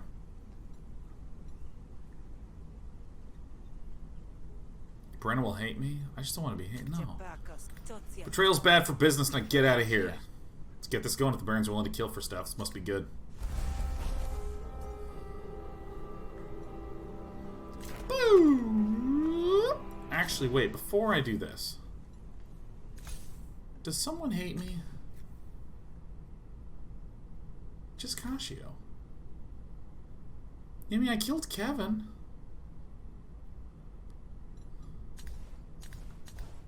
Yay, hello! Look, he's just so happy. So happy to see me. I love this guy. Arrive at the Rise camp. So where's the stuff? We meet at last. Let me show you what you got. Benawem and Brenna retreat into a tent. You can just barely hear the muffled deliberations.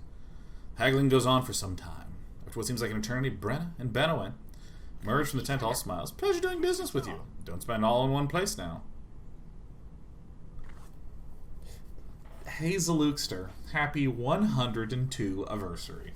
Wow, 102 freaking months, Zalukster. 102. Zalukster, what was the very first stream you ever caught of this here Day 9 town?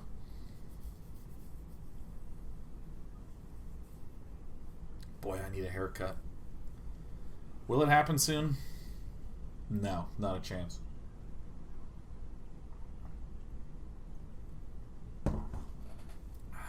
Somebody says 102 months and no message. What a champion. That's how Zalukster does it. As Zalukster comes in, he just flicks a cigarette and everyone's just, oh, Zalukster! Ah! Yeah, I use a blue snowball as my microphone. Pavement, I missed you, Shauna. Welcome back. That's good to be back, Pavement. Man, how are you? How's your day been? Benawem nods in your direction, so I take it things went well.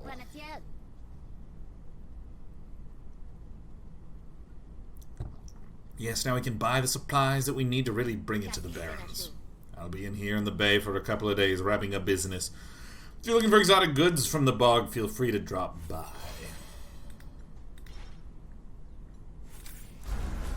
Urban map. What are my quests? So... What am I doing here? I don't like... Buy an auto dog? No. I need the night market to open, though. Let's join the Admiralty, man. Is this where Ulo is? What up? Hey, you spot the young Kradeshi sitting at a desk. Her uniform looks like it's been modified to fit the way she likes. Hey, are you Ulo? I'm Sal. Been waiting to meet someone with just your particular set of skills. Your hunter wants Kashio dead, and just so happens I do too. Do me a solid and do it. Alright, cool. Please, if anything goes wrong, it'll be your own fault, I promise. Oh, cool. First up, you'll need this. Ooh.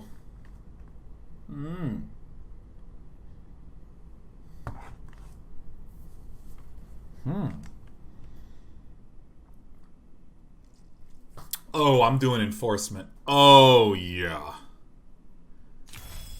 Oh, yeah. Oh, yeah. Oh, God. King Boss the first time found out about Day 19 was from the Battle.net forums from before StarCraft 2 was out. Oh, that must have been when I was on livestream.com/StriderDoom. Oh, the Gips says I came in the very early Hearthstone days, but it was the Talos Principle day off that got me really into this channel. Man, the Talos Principle was great. I like puzzle games a lot. I really, really, really like puzzle games.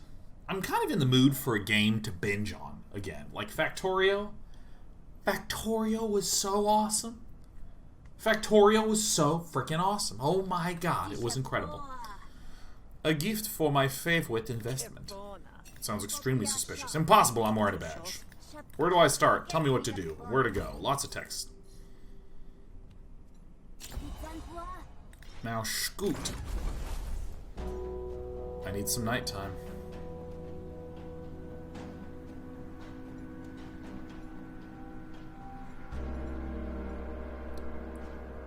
Still need to finish Super Lane, don't you? I sure fucking do.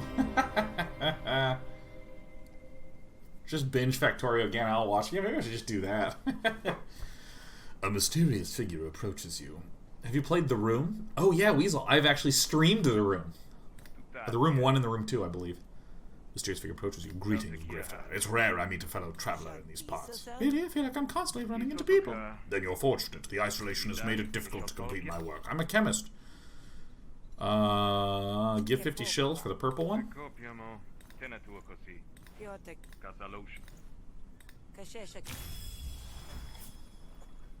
Got a warp vial, yeah. I'm Quibs. This is what game are you the most looking forward to from the PC gaming show? Weird West looked pretty fucking cool. I just like 2D gameplay a lot. But I think maybe actually Icarus. Maybe actually Icarus. I think Icarus. Icarus, for any of you who don't know, is a upcoming survival game from Dean Hall. And he sort of stated... I got the chance to interview him for like a really long time, like maybe 40 minutes, 45 minutes, and then that got edited down. And I think the full interview is somewhere. But the idea behind Icarus is that it's a survival game where basically you're on a spaceship and you go from the spaceship to the planet, and then you're trying to complete some task on the planet and then get back into the escape pod and then go back to your spaceship. Which basically means that you get the survival game loop, and it's like a 45-minute loop or a 48-hour loop. So in other words, you get to the planet and it's like, I'm going to make up some stuff because this is my understanding of it. let's say that you want to get to level 3 technology or something like that. And to do that, you need some solarite. So you land on the planet and you have to get the solarite that's over there, and you have 24 hours to do it. So you need to, build up maybe a home base for you to survive, so you can keep yourself sustained enough to get the supplies that you need to make the 2-hour run to get the solarite, and then the 2-hour run back. And if you don't make it, your character dies and you lose all the stuff that you had on the planet, and also all the supplies you brought from your spaceship to the planet. And then if you succeed and you get the solarite, then cool, you can go back to your spaceship, upgrade to tech level 3, and then on the next run that you do, you have tech level 3 access or something like this. This is my understanding. And I think that that's really cool, because I think that there is a consistent problem with games that don't have a closed loop at the end. The MMO problem, where you're growing, and completing content, and then you're just sort of like, you hit the terminus, where it's just like, fuck it, whatever, it doesn't really matter anymore. I find this happens with almost every simulation city building game that I play. Banished, Surviving Mars, Frostpunk. You have these games where you're having problems and you're having issues, but then once you kind of see how the system works, you can just zip to infinite awesomeness,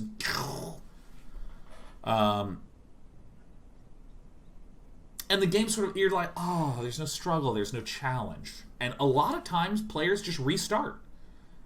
They'll play the game until they die, and then they'll restart. And they'll play the game until they die, and they restart. And they'll play the game until they hit lack of threats, and they'll restart, and so on and so on. So it's fascinating that Dean Hall, who created DayZ and did some other fucking bullshit, he said, okay, well, let's create a game where you're actually doing these survival loops, where you have like 45-minute tasks, or a 4-hour task, or a 24-hour task. And I think that that's really, really, really, really clever. And that, to me, I think would feel really interesting to play. And Talon Dragon says that question about people feeling that he abandoned the game was amazing. Yeah, no, he Dean Hall wants like really like biting questions, and I don't know. I'm just like not, I don't know. I'm not that kind of person. Like, if someone fucked up with respect to something, I think a lot about how to talk to that without necessarily making the other person feel like I'm trying to fucking get him in a chokehold. But Dean's like, dude, yeah, ask me harsh questions harshly because I want to address them. So I was like, hey, dude, people feel like you fucking abandoned DayZ. What do you think about that, asshole? And I mean, I don't know if you saw it on air, but I was sort of just like, all right, hey, people think you abandoned the game, man. What do you have to say to those people? And he seemed more comfortable than I did with the question, man. Oh, it was pretty funny. My stream must have muted those expletives. Yeah. Yeah, no, I was just really blunt. I didn't dance around. I was just like, dude, people think you abandoned. What do you have to say to them? And he, my God, I admired so much just how poised and calm and almost eager to speak to it he was. Because I think that, I don't know, there's this thing I think that is very powerful to do when someone comes to you and says, hey, you fucked that up. Not to go, well, no, I mean, like, if you think about it, here's what's actually happening, and you didn't understand the context and all this and this, and then and all that, and then the other persons get really frustrated, and then they come at you again with something, and you think, okay, well, now you're really not understanding X, Y, Z, and it just, like, it's a conversation of escalation, but it's really powerful to just go, yeah, no, I really fucked up. Yeah, and I think I've learned a lot, and I think it was very painful for me, certainly. And people go, oh, right, yeah, cool, nice.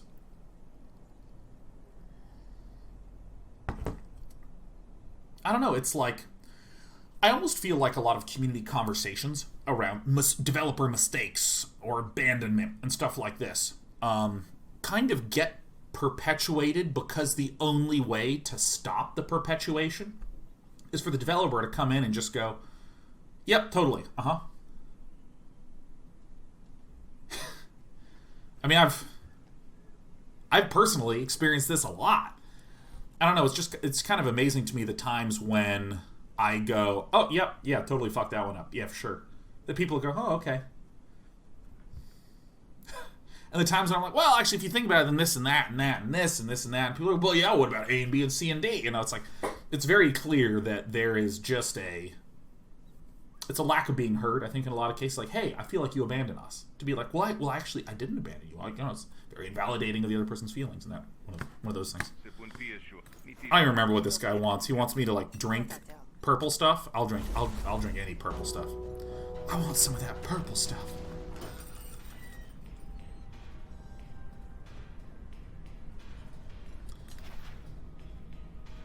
Is this Haichu? Or have I just been eating too much candy? Haichu's mysterious poetry has been found scribbled in privies from Murder Bay to the breadfields.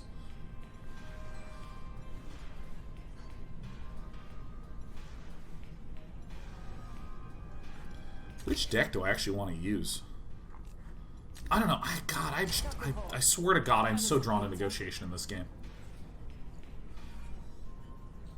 Somebody says a person felt attacked when you decided to stop doing Fun Day Monday. Yeah, I think a lot of people did. I mean, in truth, I think a lot of people felt very hurt by that. And to that, I just say, dude, it was too hard. It was just too hard. It was too difficult of a thing for me to do, man. It's just too fucking hard. I was like, oh, I can't even believe that I did that. I can't believe that I did Fun Day Monday at all. Ghost Stark says also nobody was submitting. That was another challenge to it. That it was like the same 70 people.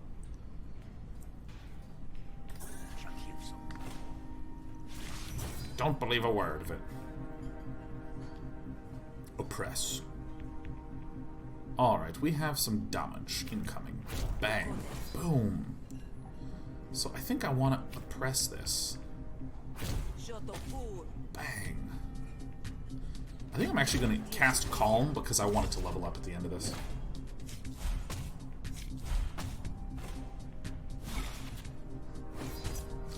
Mariko says you should bring Fun Day Monday to Dota.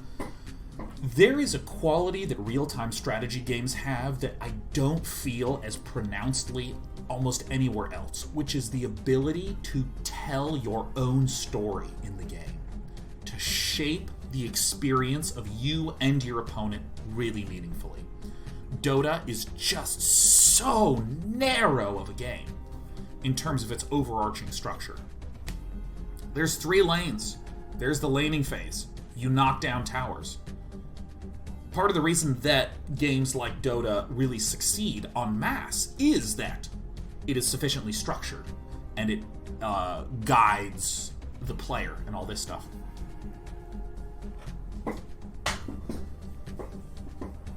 Bank95 says, as much as I liked Fun Day Monday, I feel like it ended in a good place. No need to beat it to death. Yeah, I feel like that is something... I don't know, I think about this a lot with respect to... Okay, this guy's gonna get hurt. Let me bulldoze. That way this upgrades. And then when I destroy this argument, I get another action. Bang. And then I can apply 3 composure. And so I will. Oh, God, who is it? Who's the founder of Dig? Kevin Rose? Is that it? Kevin Rose talked about this, that, like, he stopped... I can't remember what it was or what the context was or whether it was him or someone else he was talking about. Maybe he didn't even say this. You know what? Maybe I'm making a bunch of shit up. There comes a point where when you qualify and preface something enough, you're basically about to lie. Maybe that's what we're about to do. So, Kevin Rose, or maybe nobody, or maybe I did. Who knows? Kevin Rose is talking about, I think with Dignation, how when he stopped, there was this flood of just sadness and malaise. Oh my gosh, it should come back. And it kept getting this. You should bring it back. You should bring it back. You should bring it back. And then I think he did bring it back or did something akin to that. And when he brought it back, he found that the response, it continued to like dip, like just plummet. People didn't enjoy it as much, you know, where it's just one of those like people have a fond memory of it. But just because they have a fond memory of it does not necessarily mean that they want to view it. I think that was like very interesting. Very interesting to consider. Enforcement. Deal damage equal to influence. Bong. Influence. Bang. Okay, so I can fast talk this. Bang. And I can lucid threaten this, which would give me an extra action. And then I'll put some calm up.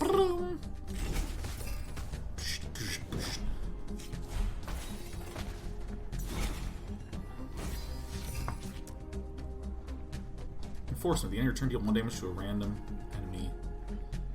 Alright, so that's my influence card.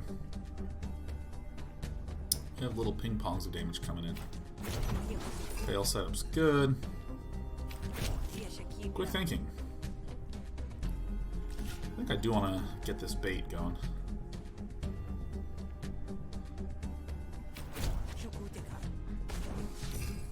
Bang. 6 influence. Shit. I really want to keep this up. Should I rapid fire? I think I just got a rapid fire, huh?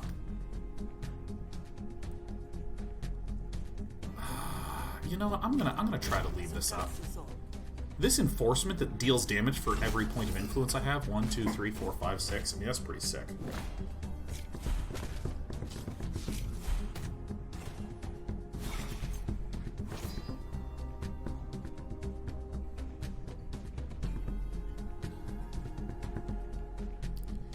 All right. Bang.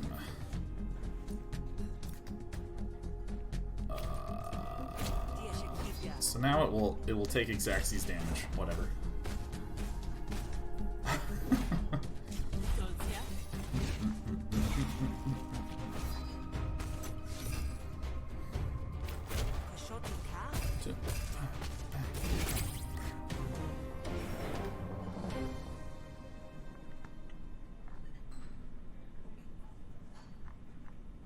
Yeah, Astra Piano says, what the deck feels like it scratches that itch of Fun and Monday for me as a viewer.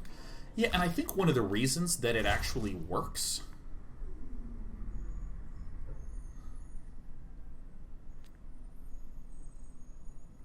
And this says gain 4 composure. Cast it on something? I think I want the defensive one.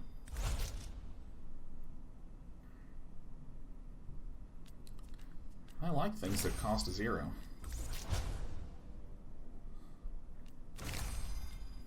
Let's see. Wow, I'm upgrading everything, man.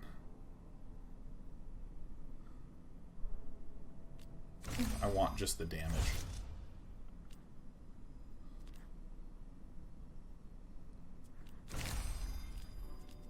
Cool. Cool. Yeah, I think part of the reason why Fun Day Monday feels a little bit more like, or what the deck feels a little bit more like Fun Day Monday when compared to other things that I've referenced. Dude, I'm just going to keep getting solid points.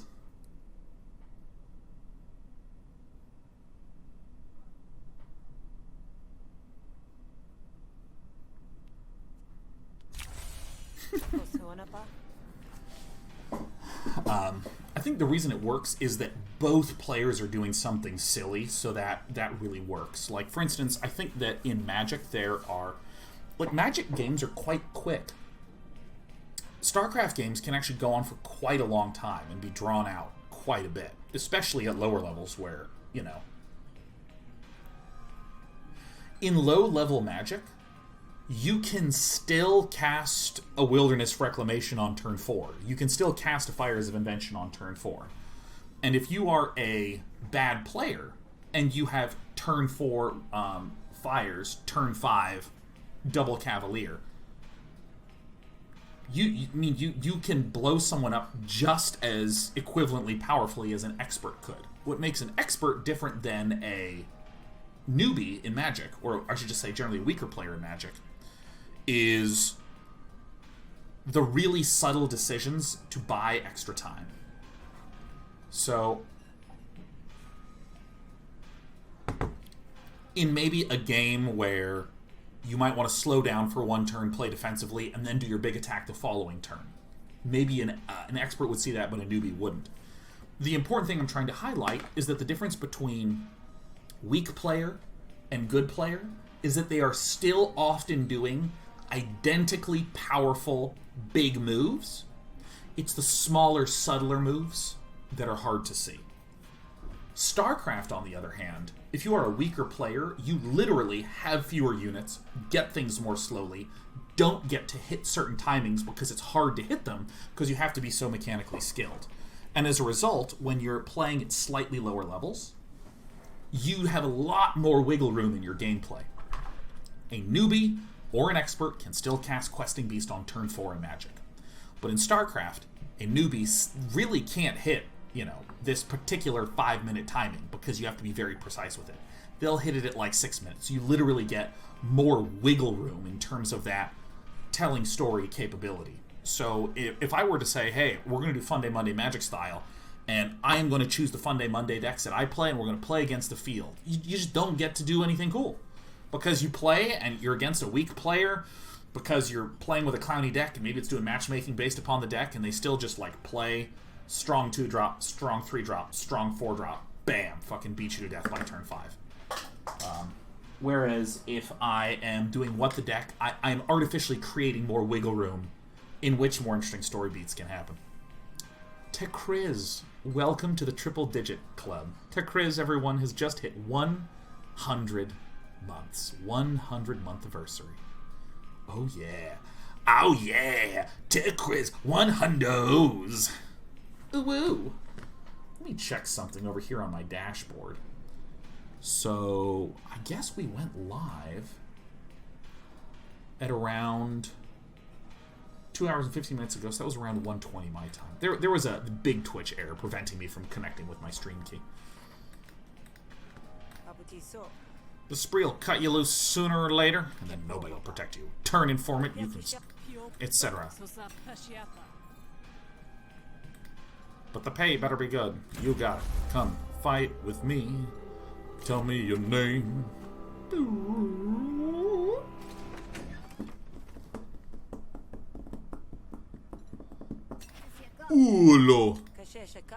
oh, you were right. Haichu has agreed to work with you. I did my best to be the persuasive arm of your will. Oh yeah? I'd like to see you flex. Nice work. I'll be sure to pick something a little more challenging next time. Wouldn't want you getting bored with me before the auction. Damn. Pick a graph reward.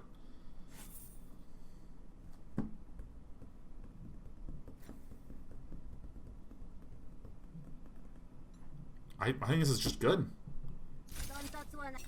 I want cards.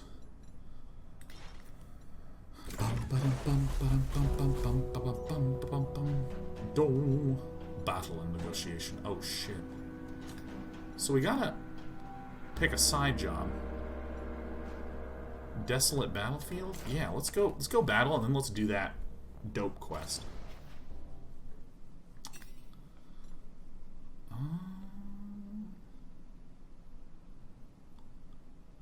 No.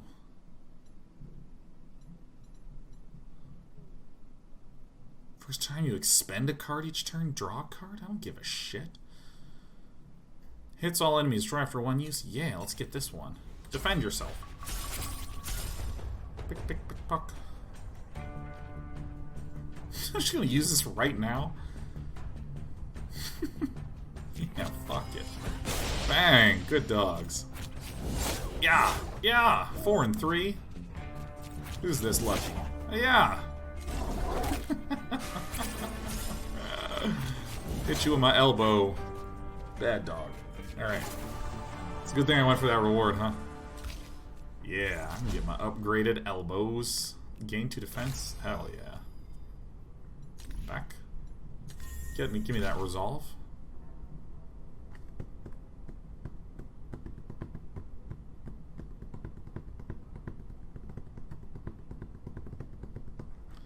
I don't really know what my battle deck's trying to do right now. I'm gonna take the shells, man. I don't know what I'm doing. There's also Sean, how are you doing in California with COVID? I live on the East Coast. I was wondering if things are looking better over there. Well, I'll be honest, I'm just kind of unsettled and scared about it.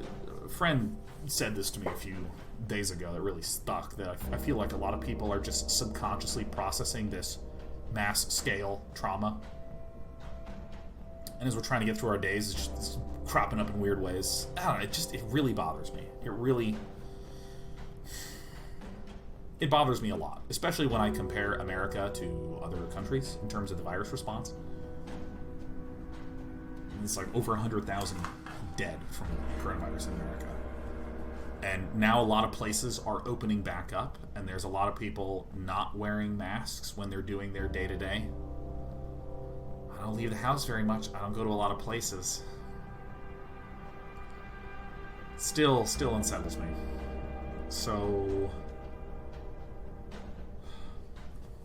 I don't know. It really bothers me. It really bothers me. Especially because my brother, as many of you know, my brother has lived in South Korea for 13 years. And it's almost weird to think that my brother has spent his entire adult life in Korea. Like, culturally, he is much more Korean than American.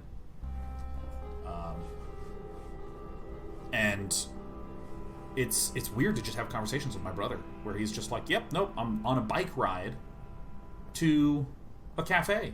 It's about an hour away. Yeah, all the restaurants are open. Everyone's been tested and everything's good. It's just like, huh.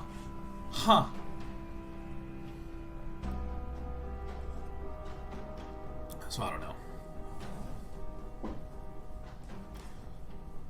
It's...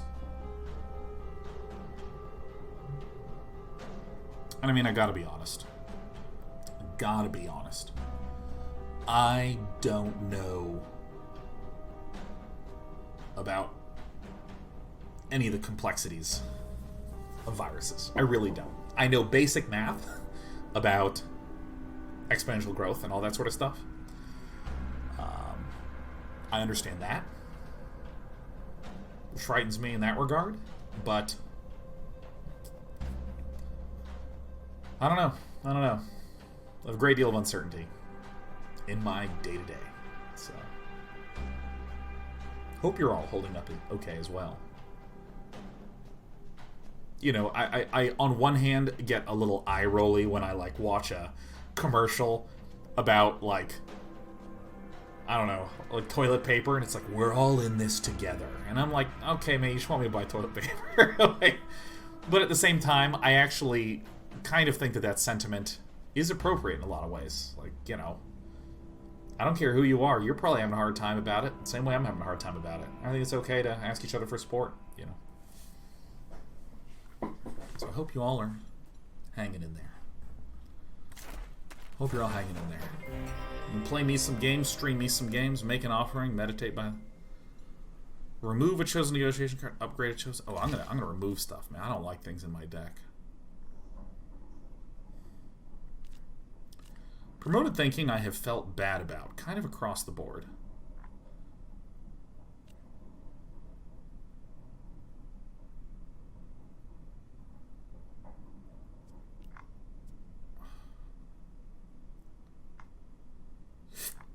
I think I'm gonna ditch this guy. Yep. Yes. Thin to win, baby. I have a lot of money saved for the night market. Woo! Bang. Braille gulps brine and breathes salt like he spent one too many cycles dunking for Hesh. A matter of face. I walk where I walk. You know, what are you gonna do? Choose your words widely, Grifter. Consider what I'm allowed to do and those who run afoul of the cult. Hey, you've got the chills, and you got the skills, and you got the wills. Then take your fills. Good. Real. Alright. A matter of face. Confront Alta. Find Alta addressing the crowd of onlookers. Hesh is not something to be feared. He is something to be embraced. The crowd murmurs in agreement. Braille pulls you aside. Before you know it, she'll be asking them to give up on all their possessions and walk out to the sea. Let's go talk to Alta, man.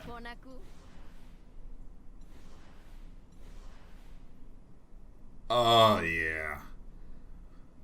Oh, yeah. Bang. Got a permit for this gathering? Hesh, I mean, you know, Hesh really kind of tends to think that I do, in fact, have the rights to be here. Oh, man. I remember these cute kitty guys. What are these? Increases Alta's damage by uno.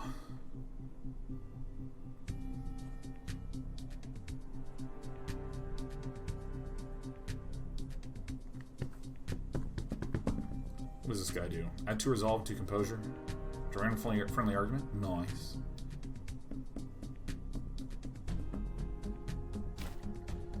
Apply composure. It feels so good. I'm definitely gotta bang this one. Alright, can we high roll? You know it. Wow, whenever an argument of alts is removed or destroyed, all their arguments gain 3 resolve? Fuck.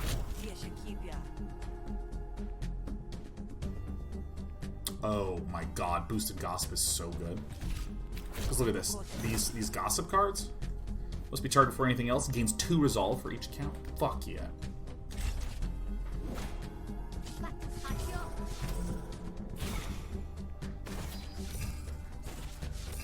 Alright. Oh yeah, look at this enforcement. At the end of your turn, deal 1 damage to a random enemy argument for every influence. Count, expend. There that is. Alright. Add 2 resolve and 2 composure to a friendly argument at the start of the turn. I think I still need to get these hecklers out of here. Alright. Everyone gets strong. God, that's so good. I think I'm gonna bonk this one. Fuck, that's just... They're so healthy!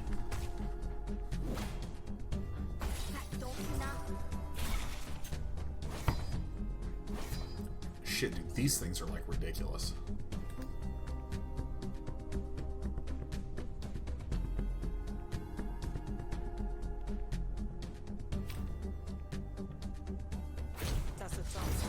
Oh, this gains 4 composure on me. Fuck. I see. So we gotta do this.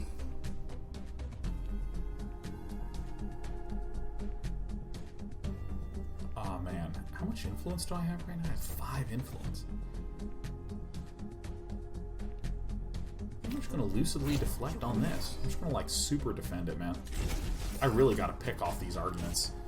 Like super duper. I mean, dude, this when destroyed, restore 2 resolve for every enemy argument. Ugh.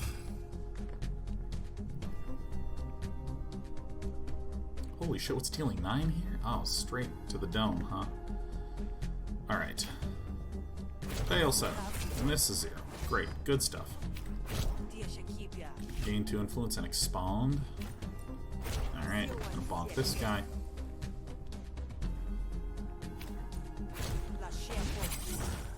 Alright, so that's good. I mean, I'm getting to the point where I think maybe I have too many solid points. Many a bonks doth occur.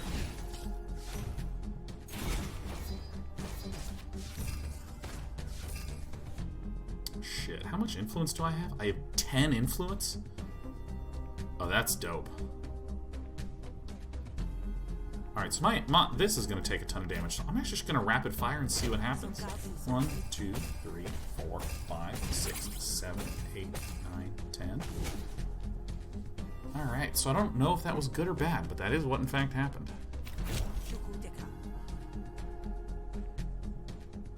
I think I may have made a mistake.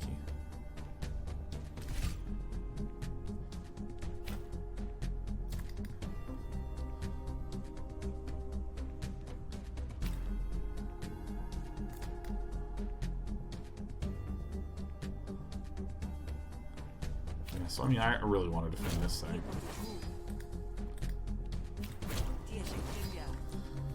I think I need to go all in on this one right here, huh?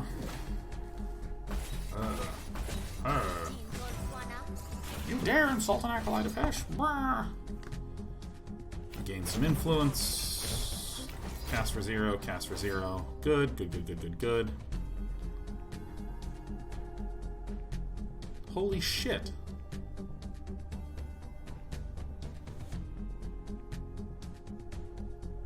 How is this hitting at all of my shit?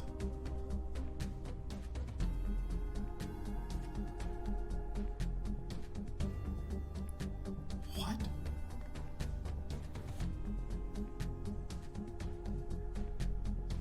What? That is the most amount of damage ever.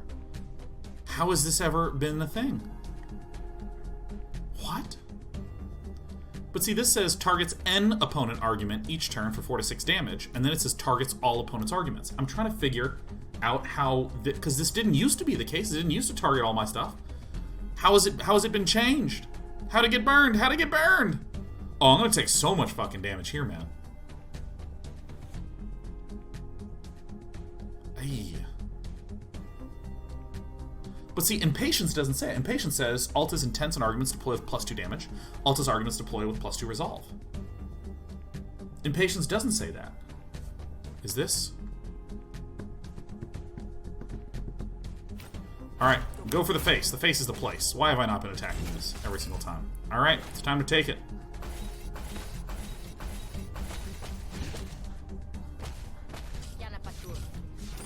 Nyala Patur. Holy shit, man. Holy crap. I mean, I am stunneronied over here, man. Okay, so if I can, like, bang, hit this one, bam, and then, oh shit. Alright, so now I have to do this. So we gotta zap this. Bang, bong. Okay, so now we're taking less infinite damage. Goodness. How much influence do I have? I have N influence. Gross. Alright. Holy crap, this is turned very, very scary.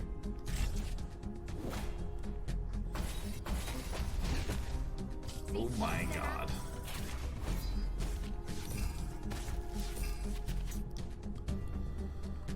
Woo! Alright, Saul's Instincts. Show me what you got. Where's the fucking 10? Holy crap. 10 and 8 and 8 is like infinite damage. Okay. So I have to like do this, and then I have to like do this. I have to just send this damage on through, and then I get an extra action. No, I don't. So we're only going to take like 1 billion damage here. This is so much damage. I can't believe it targets all opponents when this fucking Impatience is up. Oh my god. Is this it? Is this death?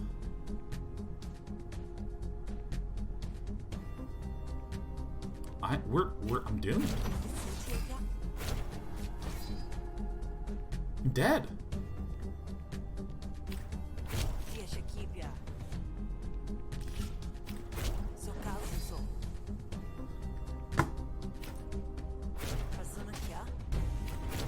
Just shoot this 1,000,000 times. Alright, so I'm dead? I just died? Oh my god. Ah, fuck. Give me that composure.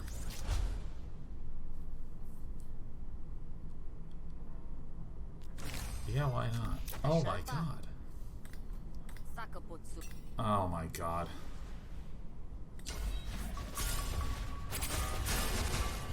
Oh my god, why is there so much damage on me in this fucking game, man? Alright, who's hitting me? So this is 1, 2, 3, 4. So like 5 of these come from this asshole? Wow, this game got hard. Alright, well I'm gonna uppercut this guy, bang. And I'm actually just gonna shock him. So now I'm only taking 9 damage. What is going on?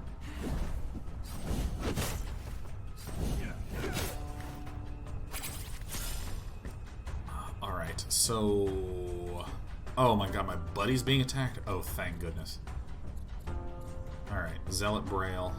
Who's the leader here? Favored by Hesh.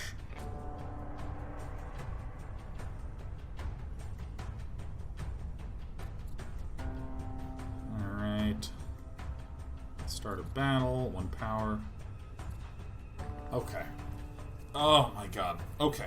Okay. Oh man. This is good. We can gain combo with this.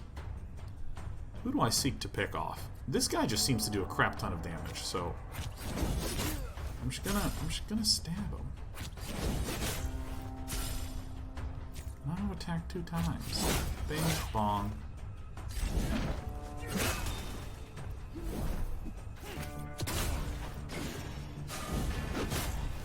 So this guy, at the beginning of their turn, reduce wound by 1.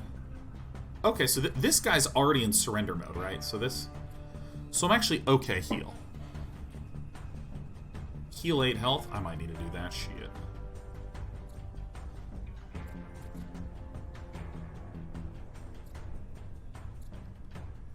I think maybe I just destroy the priest. Because I think this wound will take care of this guy, right? So I'm just gonna smash the priest.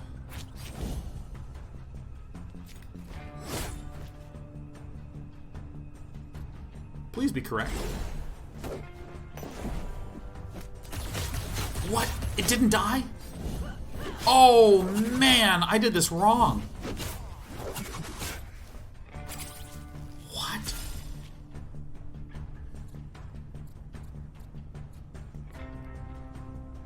Fuck.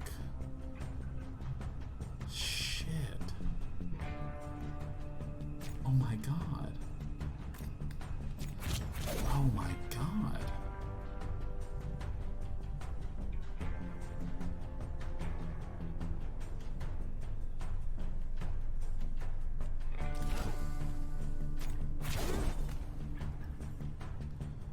Okay.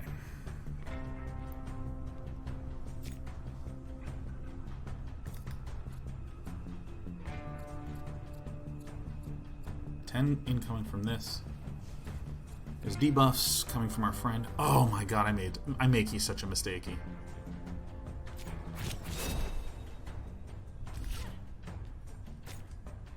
Why don't we just kill the princess? Alright, gain of power. Oh, I thought it would become 0. Oh my god. We are having some troubles. We are having some real struggles. Reload. Ouch. Alright, I have 5 health.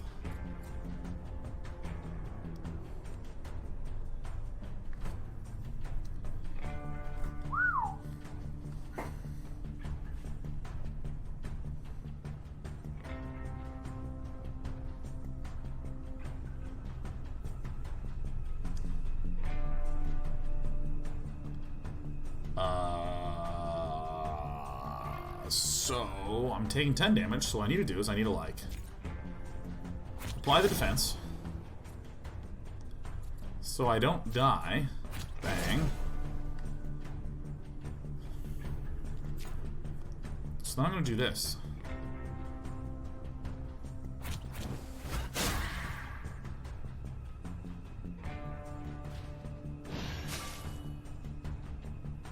Wait, what?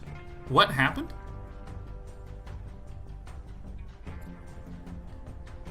What happened?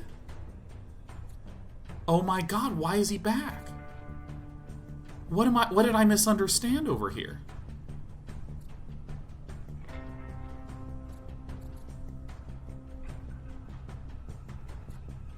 Is this just a different person?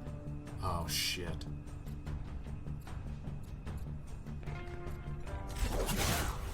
Oh man, everyone's really mad at me.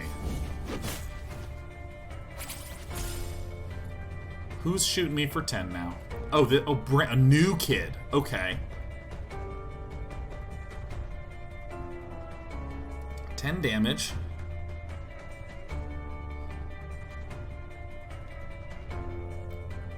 Oh my god, I died. Is this the leader? Can I just kill the leader?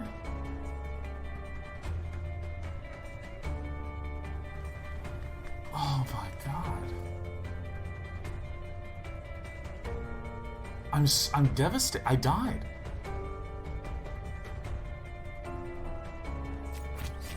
Well, let's just roast this lady. All her panic meters go up. But I'm the true panicked one. I can't believe I died. You know, my decks were a mess. They were a mess anyways. It's true. Ah.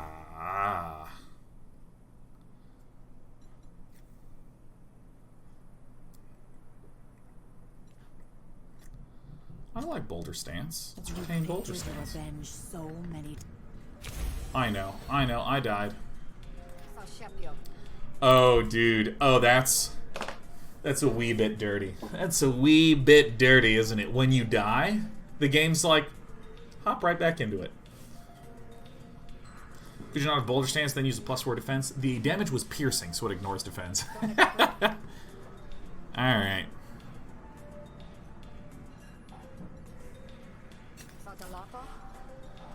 Alright, let's get work.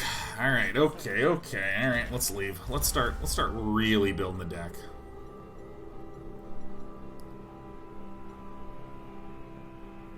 Battle and negotiation, man.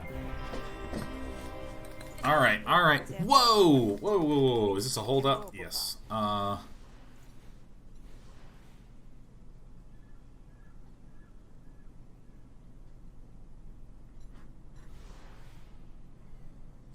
I'm just gonna fight him. Bring it on. Alright. 5 defense. There it is. Bang. Boulder Stance. Some ways, compared to other roguelike deck builders, what do you think stands out the most for Griftlands? I think the biggest thing is the richness of the story and the integration of all the mechanics. Like, Slay the Spire is essentially completely storyless.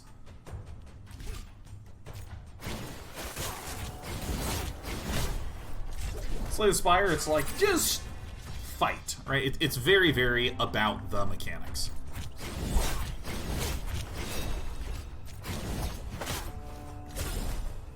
In this game, there is like so much story and lore and stuff going on. Improvise card. Alright, let's gain some combo. Let's apply La Défense, and let's, yeah, I'm gonna stab.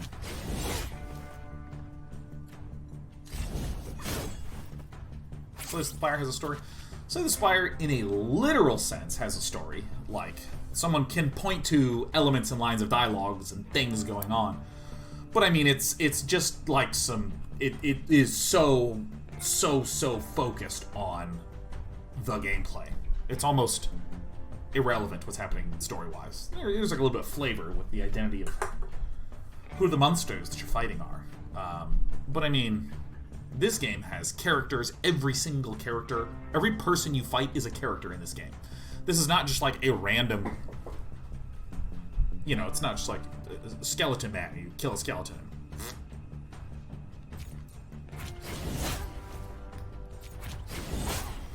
Yeah.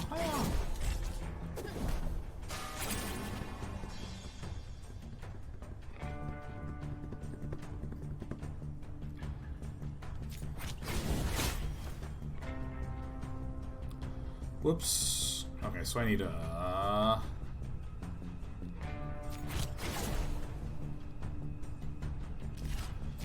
cripple this dude and defend ourselves.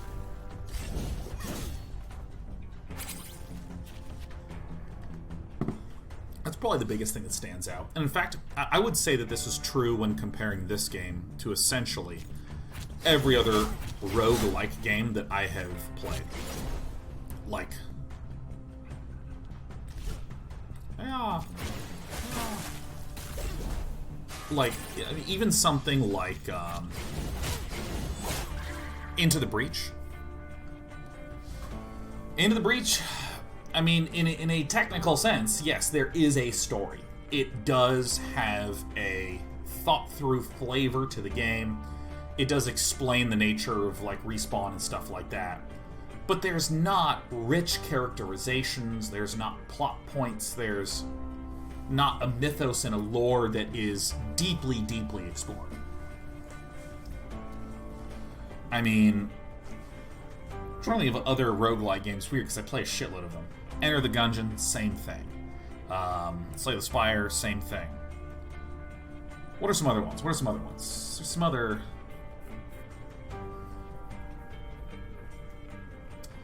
Yeah, I mean, there's FTL. FTL's another great example. Rogue Legacy, same thing. Dead Cells, same thing. Yeah, it's just... You're just kind of going through the story. Or excuse me, going through the gameplay loop. And there's flavor.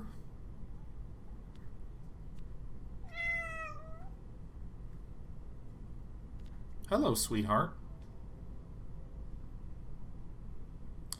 Some combo spenders. Hi, Dispy.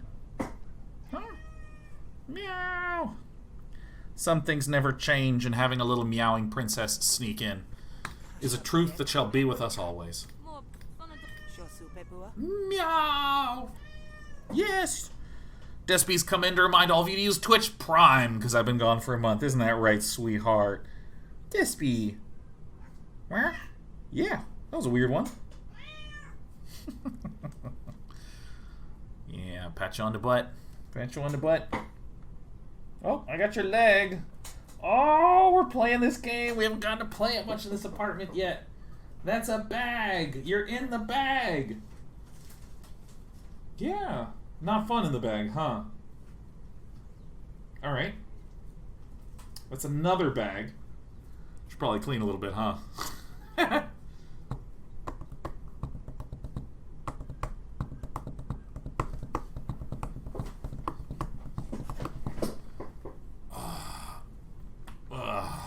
Oh, yeah. Alright. Go. Go and get. Shell likes me. Shell likes me. Battle and negotiation.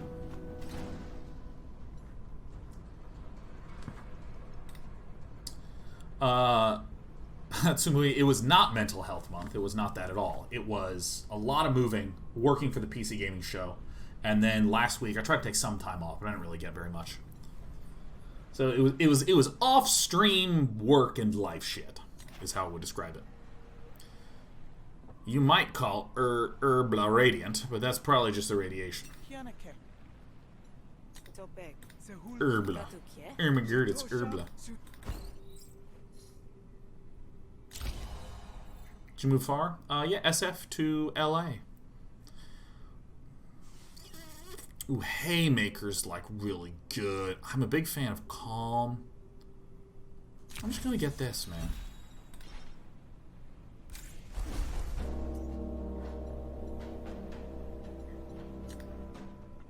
Oh, that's where I am. Herbal derble der. How's the smog? Dude, LA is amazing during lockdown. There's like no traffic. It's beautiful out. It's incredible.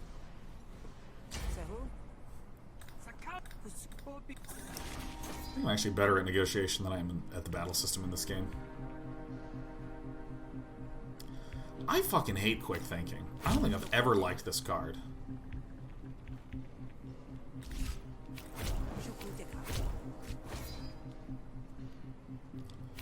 I'm just going to do Calm, because these are the ones I want to level up. I want to get that stuff out, man.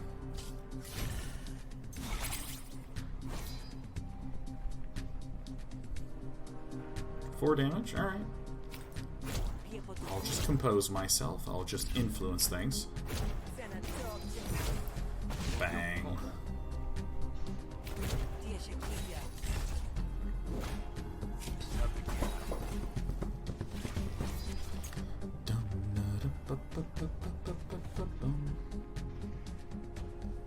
I'm just going to keep getting a little bit of composure going and do some fast talking.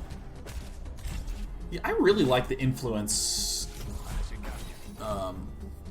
style deck where you focus on just like diplomacy and maneuvers. Excuse me, diplomacy and manipulate cards.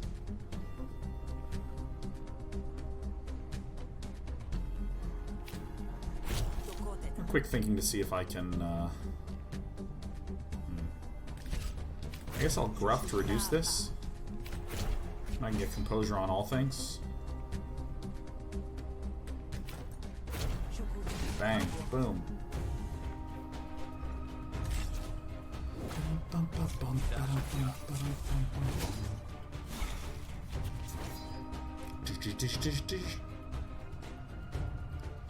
Alright.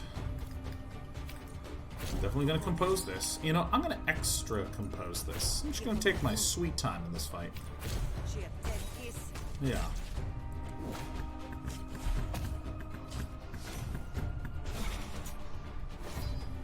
Oh yeah. Fast talking 2 times. Bing. Bang.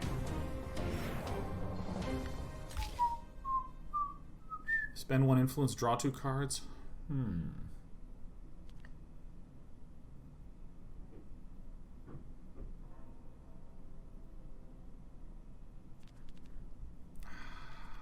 Even though I just talked about how much I like the influence-based ones, I had a deck that had 1 of those in it, and it felt really nice. And I'm back. I got you the terms, yo! Woohoo! Alright, what's next? This is Debate with Shell. Meditation spot, which I don't need to do.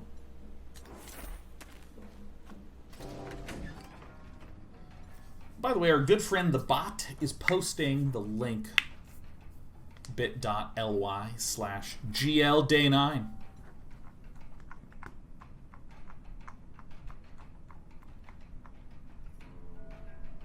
Is it actually that? I have a feeling that it was day 9 GL. Maybe it is a different code for this week.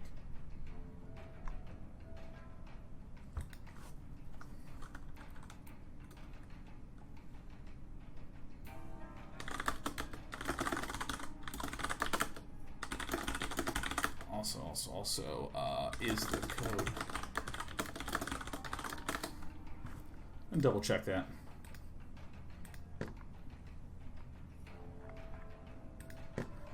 Alright.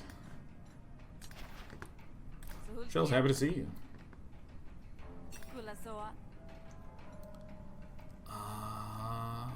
Upgrade this. Upgrade this. Upgrade this. I've always liked this one. Let's upgrade this one, too.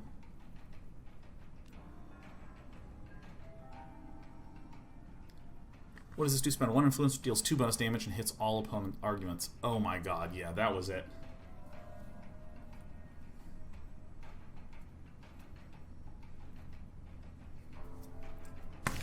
Oh my god, no, it is bit.ly/glday9. It is correct. That was the old code for the last week. Okay, cool. Shell launches the nuances debate. Oh. You can negotiate for greater crest rewards? Oh, yeah. You love me. You can negotiate for greater crest rewards? Yes. I'm going to do that every single time. Samui says, that's an awesome shirt, Day 9. Is there some way for us viewers to get it? Yes, just go to the Day 9 TV store at dbh.la/day9.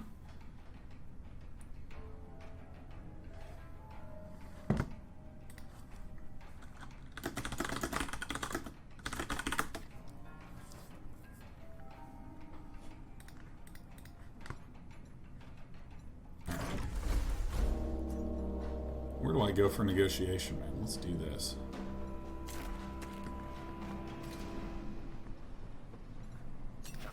What up, Yibbit? Hey to you. I'm no rat. Alright, skipping past. Okay, how do I negotiate for better rewards? Maybe at the end?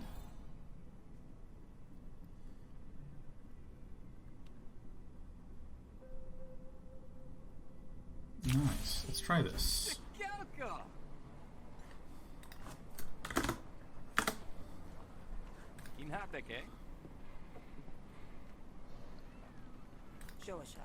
Sure, lead me to it. Yeah, oh, negotiate for better deal? Awesome. Oh, this is awesome.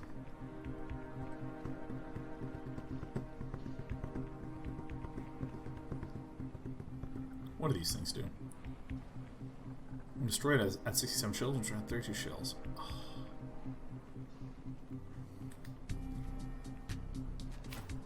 So if I, like, do this...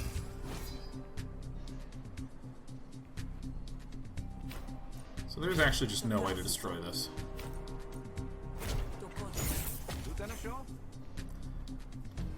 Okay, reduced by 25%. Got it. Getting money. My god, so I feel this game would take forever to learn. It was super straightforward when I was playing it. Super duper straightforward.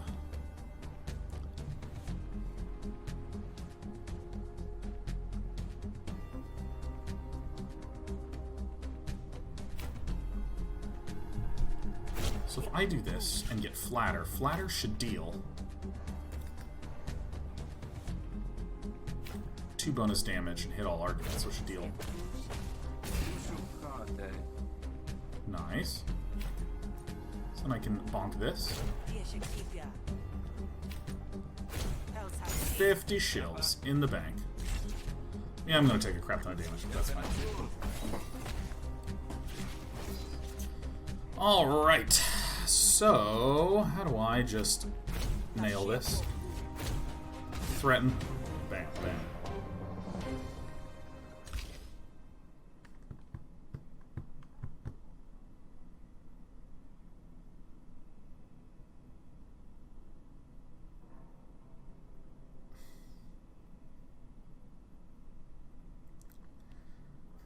Opponent argument is removed or destroyed?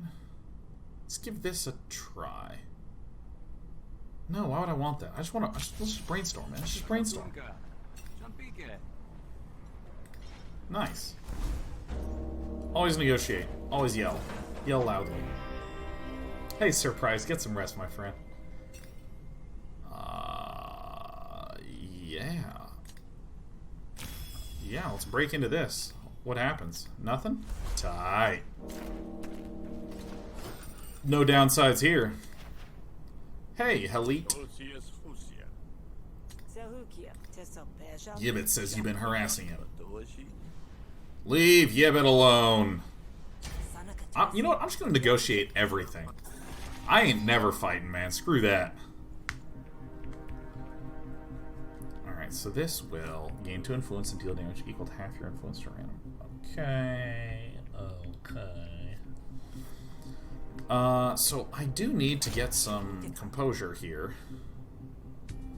Really?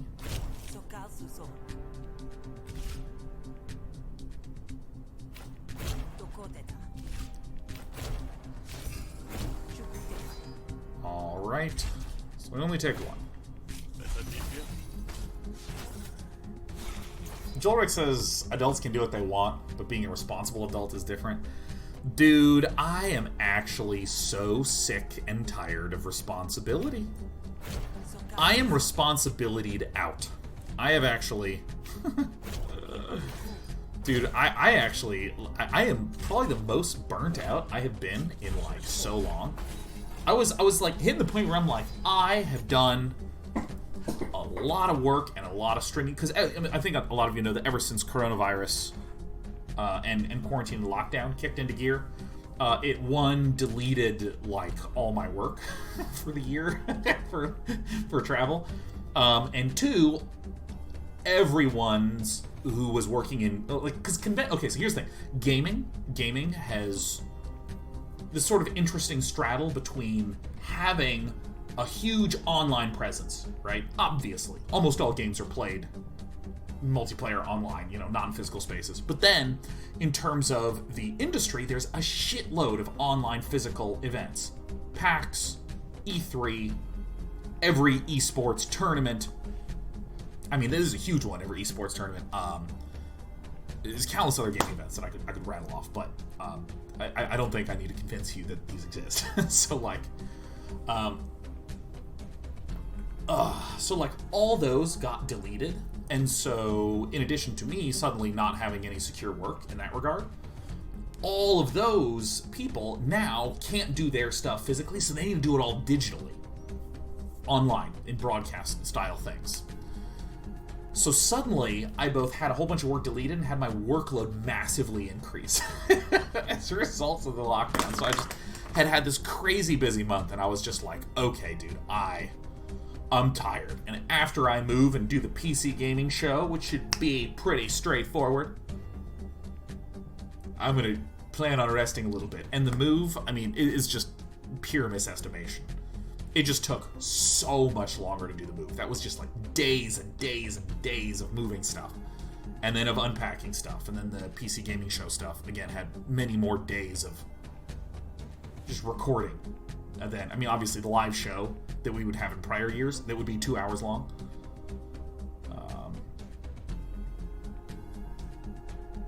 You know, the recording part was like 2 hours for the 2-hour show. But then after all that, I was just like, oh my god, I'm gonna have time off. And I feel like the biggest thing that I want in time off is I didn't seek a new experience. It's not like, oh, I'm gonna go kayaking and that's gonna make me feel good. I just wanted to not have responsibility in any regard. I wanted to, the moment I was hungry, decide in that moment what I was going to eat. And that's it. And when I was tired, I just wanted to go to bed. When I felt like waking up is when I got out of bed. Like, that's what I want. And, you know, I frankly still want that. I'm someone that thrives on schedules. I love apply 2 composure to all things. This. Balance in all things. I mean, I thrive on that stuff, but I mean, like, right now, oh my god.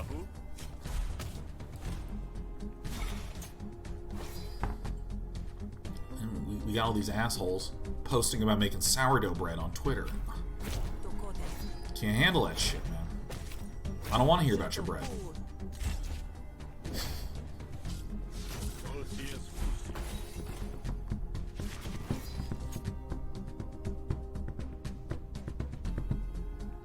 Okay, where is this 7 coming from? It's coming from there, so I think Diplomatic Instincts is just busto good, man. What cards do I have in here? I don't think anything that's going to apply a huge amount more composure. So I think I'm going to do the Flatter, because this just deals 5 damage to everything. Bang, bang, bang. Always, always good. I'm going to keep on fast talking. Take some pain.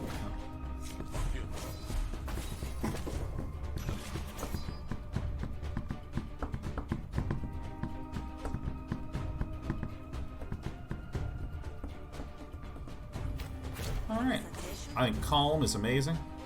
Let's do some composure on me. And this is actually fine, right? This is to 4 damage to the opponent's core. Oh, we can't have that.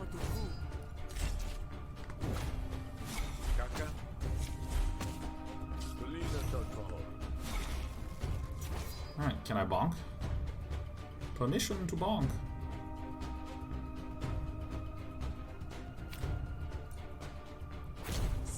Bang.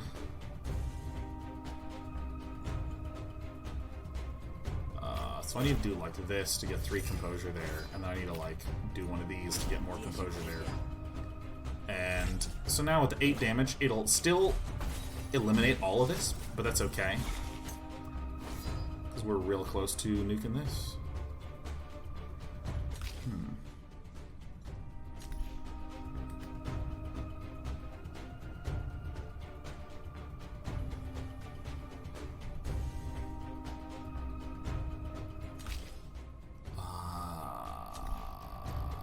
Farts.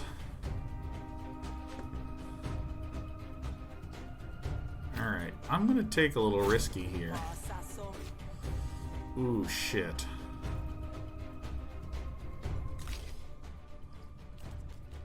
And this is gain to influence. And I have no influence left.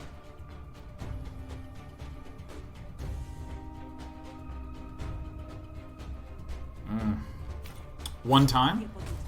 Oh my god. Alright, let's take a lot of pain. Wow, that stung, man. Oh my god. I need to high roll it. Let's see here. I'm just gonna get solid point. I have a lot of cards that are based on that.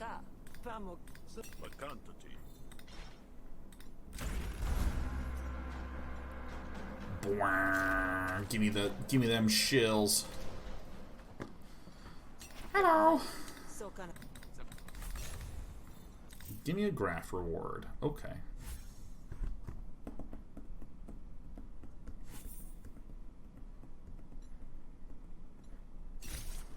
This is the one. Voice of the people? Oh my god, yes. Give me this.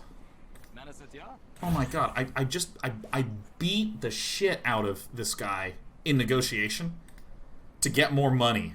And then just give him that money back to get like a sick boon. Alright, no night markets.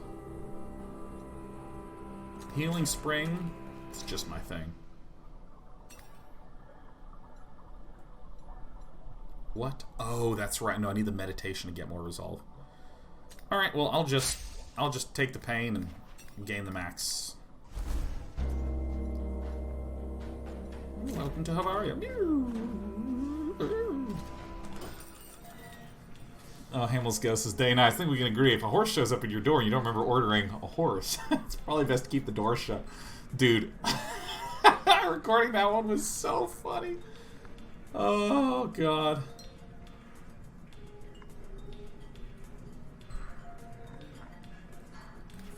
Oh, my God. Alright, give me the night merchants. I want access to them.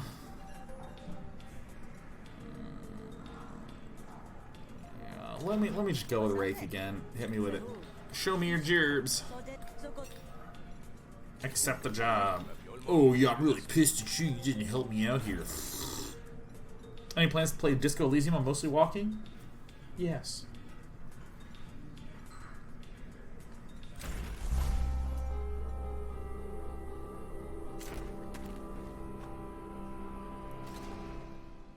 No whammies, no whammies. Here's the place. Remember, we can fight our way through this. Trust me. I've tried. Extend the loan. Alright. Dude, Voice of the People. Target opponent each turn takes 2 damage. This argument's resolve damage doubles for each stack. Fuck yeah. And Influence. This, let's see here. One of your arguments gains 2 resolve at the beginning of your turn. Here's the Voice of the People, Bune. Reduces damage by 33%. Great. So I definitely just want Oodles of Composure.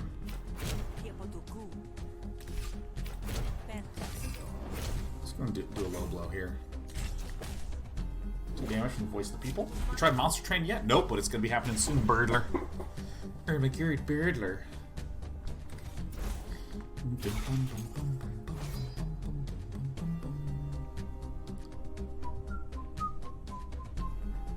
God, it's so good. Oh my god, it's not 2 composure, it's 2 resolve. Shit.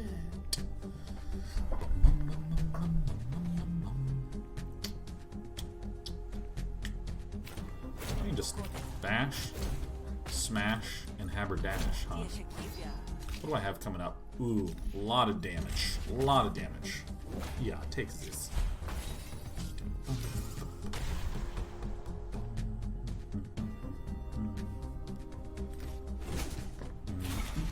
Monster Train has also been one of those like tip-top requesting cards. Alright, apply 2 composure to all your arguments.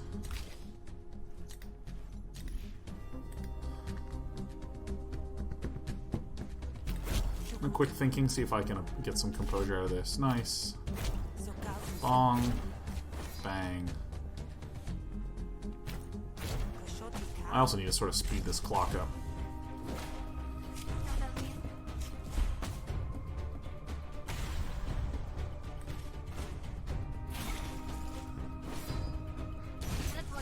Solid point. Okay. Okay.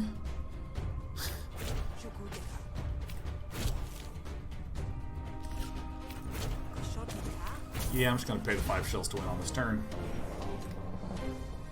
Ooh, upgrade Fast Talk 2. Draw a correspondent with this card. Cause 0 play. Okay, yeah, that seems good, because I'm like super influence focused. I think I like I just love Calm. Is it, Sheriff? Hi! Guys, it's afternoon snuggle time. Come on up, Sheriff! Come on. This is what I do, I like hold my hands up like this. Come on! Here, let me tempt you with some scritches. What do you think about this, huh?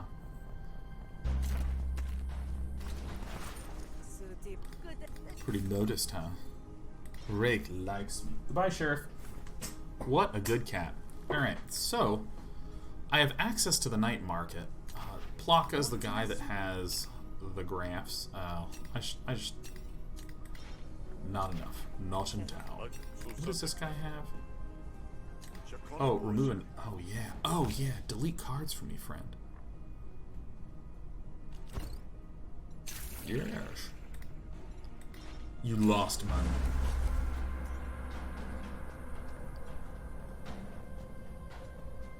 Alright, let's help someone in the woods, man. Save, Shell! Yeah, dude.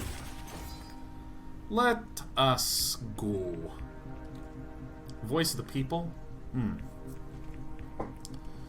Okay, so let's just add a little calm to things. What's this one? When destroyed, remove a random intent. Oh, yeah. You ain't got nothing going on. Just threaten you, you big loser. Beat him in the face. Quillity says, be some ass. That's what I'm talking about, Quillity. You gets it. You understand it. Alright, so I'm taking a little pain in the face. Doink. Oh shit, that's not the one that I wanted. Let's do quick thinking and see if I can... Oh my god.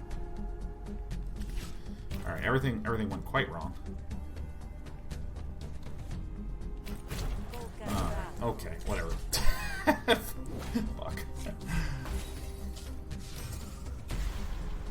You know, there's something really weird that's happening to me in my insides right now, which is that I really have not been... Holy crap, dude, this gain 2 resolve, look at my voice of the people has 10 resolve. It's like so stupid. Fart and fark.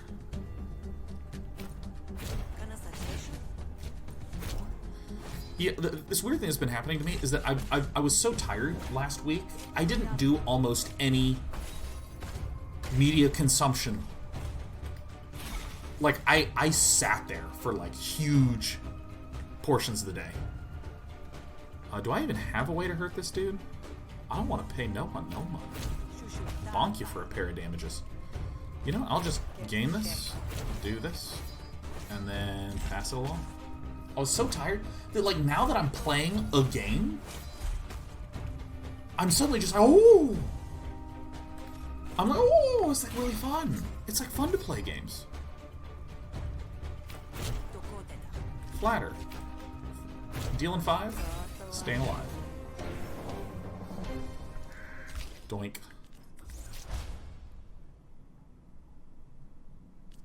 Oh yeah, for all the arguments, man. For sure.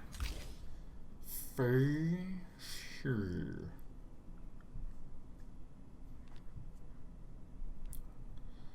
I'm gonna try out rapid fire again.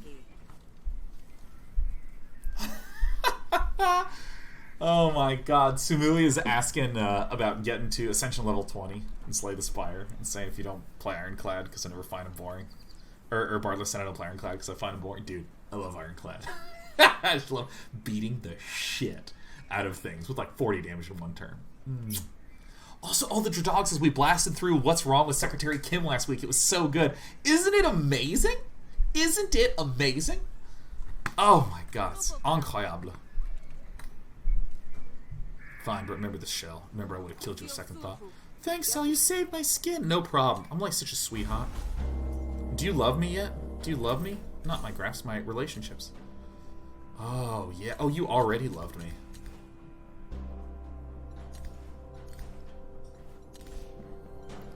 I gotta start doing some favors for people, man. Start buying people drinks. I need to return to the grog. That's right. That's right. That's right. Something's wrong. Oh no, it's the encounter with Kashio again.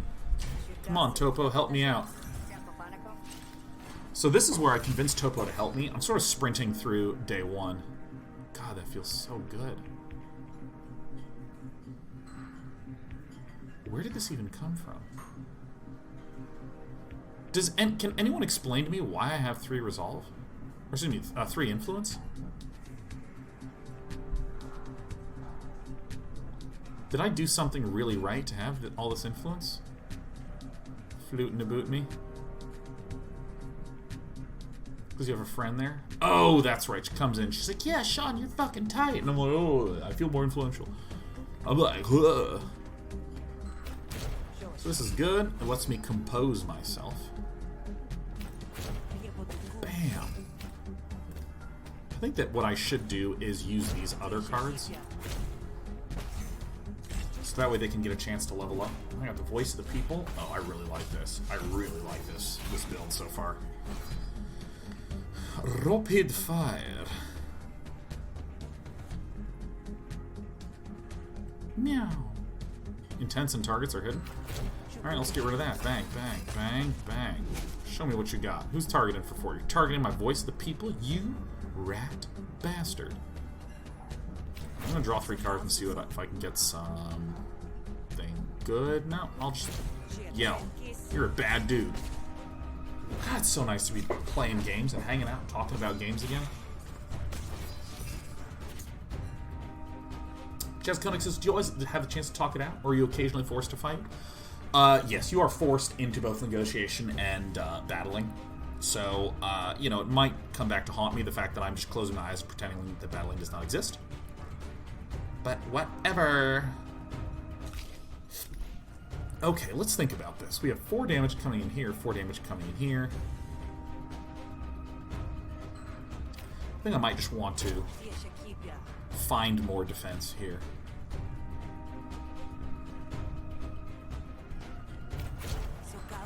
Applying the composure like this. Sheriff's decided that the meaning of life is meowing at the door. I'm just going to defend myself. I can always get more influence.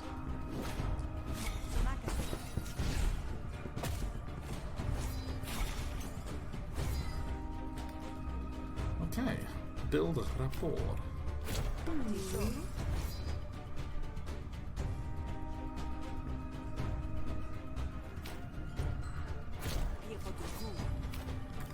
Actually, I'm going to cast Calm here and pass the turn. The reason being that I want to upgrade Composure. Composure's like just a really good card. Bye. So for instance, Chaz, right here, I'm going to be forced to fight. Damn it. Wow, both of these are terrible. I hope to delete that.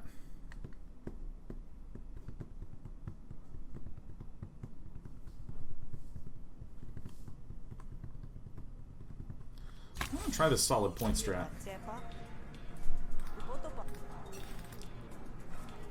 My God, has Dana tried any auto battlers? Yeah, I tried original auto chess. I think it is. I think they're okay. Here's the thing: is that like, okay, so when I look at an auto battler, I see this thing at the bottom, which is the what forces the game to move along. This thing that moves the game along, I like to call the engine of the game. Like, for instance, in Overwatch, it's a game about being a hero and having heroic abilities and an ultimate that you charge up that you can blast around. So that way you can stand by a cart and it goes bzzz. Standing by the cart's fucking boring. There's nothing to do. If you are loading up in a game and you're by yourself and there's no one else on the server and you stand by the cart, it just goes bzzz. It's boring. Fucking not interesting. But the cart is a really good way to bring all the opposing the opposing sides together so that they can get to use their sweet, cool, dope, awesome baller abilities. Right? So when I look at an auto battler, it's at the very base level, it's trying to answer the question, man, how do I guarantee that people get to fight and get extra tries to fight? You know how you get to fight? In 20 seconds, it's gonna fight. No matter what you do. Like, you're on the roller coaster and it is going up. We are gonna be dropped straight into a fight. in 20 seconds, and it's just gonna happen. And the AI is gonna fight for you, so you can't even be apprehensive because the AI is gonna move forward. Great. What gives you extra tries and that sort of thing? Well, when you lose the fight, you lose health, but you still get to keep all your battlers. They all stay alive. And I look at that and I go, that's a really cute little engine that kind of guarantees that a game happens. On top of this, you could have anything. It could be that it's like an RTS, and you get cash, and you can build a composition with your cash, kind of like in the micro arenas, if you guys ever played that. You know, it could be that you are shown 12 units before every fight, and you click on 5 of them, and it fights with those. It could be that you have a base that you build up. So it goes into the base building, and you build up the base, and then it moves from the base building to the output of your base, which is the units that get dumped onto the battlefield, and then it fights. You could have anything on top of this. The original Auto Chess said it's kind of like a gambler match 3 game. You get randomly shown some units, and you kind of get to gamblishly choose which ones you want, and you can cycle through different sets of 5, and you can combine those together 3 at a time to fight. And then you have the win streaks give you more money, and the loss streaks give you more money, and then you level up to be able to have more pieces on there. That was the original Auto Chess, and I feel like a lot of companies, when they wanted to make some version of Auto Chess, an Auto Chess clone, or even like Battlegrounds, which feels like a little bit more of a departure, I think too often a lot of people went, okay, well, I guess we're going to have this random selection of units thing, we're going to have this match 3 thing, we're going to have this like win streak and loss streak thing. Like Teamfight Tactics, system-wise, is almost identical to Dota Auto Chess. Like, almost identical. Like, they have different pieces, but in terms of, like, the systems, virtually identical. But there's also items. Okay, right? System-wise, it's the same thing. And so, I'm not as interested in the gambly match 3 thing. I'm very interested in you are going to be propelled into a fight, and it will automatically fight for you, because I think that's a really cool way to just drive gameplay along. Oh, and like Auto Chess was like, it's a free-for-all of 8 people, and you're trying to get number 1, and everyone else was like, I totally agree, it's a free-for-all. Doesn't necessarily have to be. It could be like a one-on-one broken up into multiple rounds. It could be like that.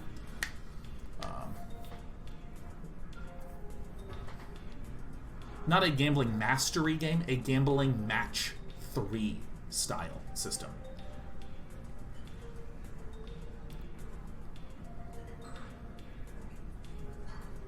I will say I think that Blizzard has done the best job of both departing reasonably enough from the original formula to have like substantially different combat that I actually think is much more grokkable than the other ones.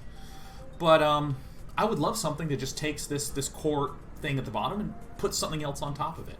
You know, I think an example might be something like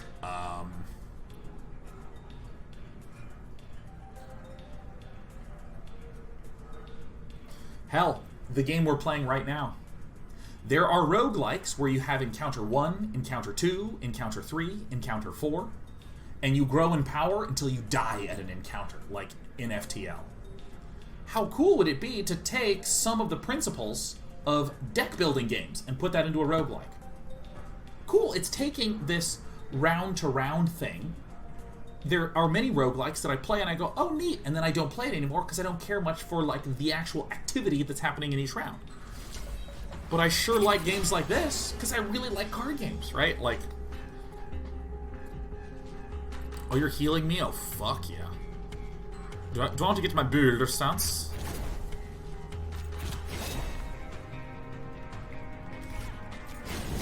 Bleed.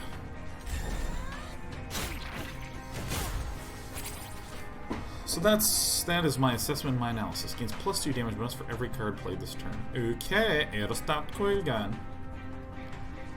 So this means that if I fight dirty, apply bleed, stab people, and then shoot them with the gun. And I think that expends after the use, but I want to use those more often in boss fights anyways.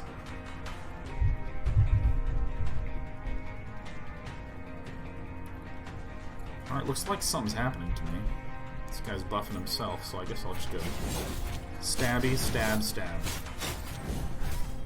Oh, wait, I'm getting counterattacked? Holy crap, I am not paying attention. Counter's right there.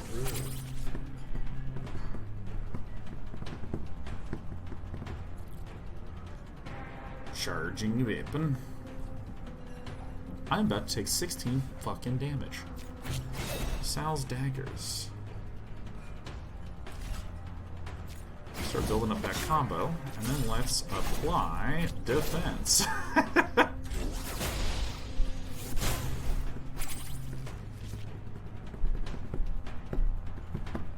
Little Bobby Table says, "Ooh, yeah, would you ever consider taking a day to play some SC2 custom games and mods? I'd love to hear your thoughts." Huh. That is a very interesting question.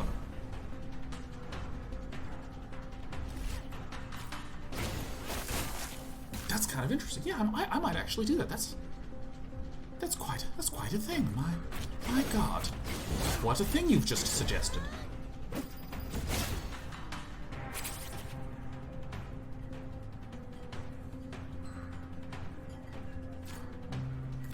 Oh, I lost all my combo? Oh, that's right. Oh my God.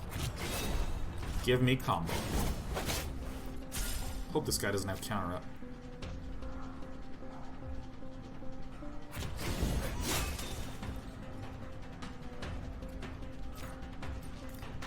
Should have done that in the other way. Smoothie says, does having to be so intelligent and articulate all the time ever get tiring? Asked Tsumui. Oh, Tsumui, I will say, it's such a burden to be as smart and articulate as me.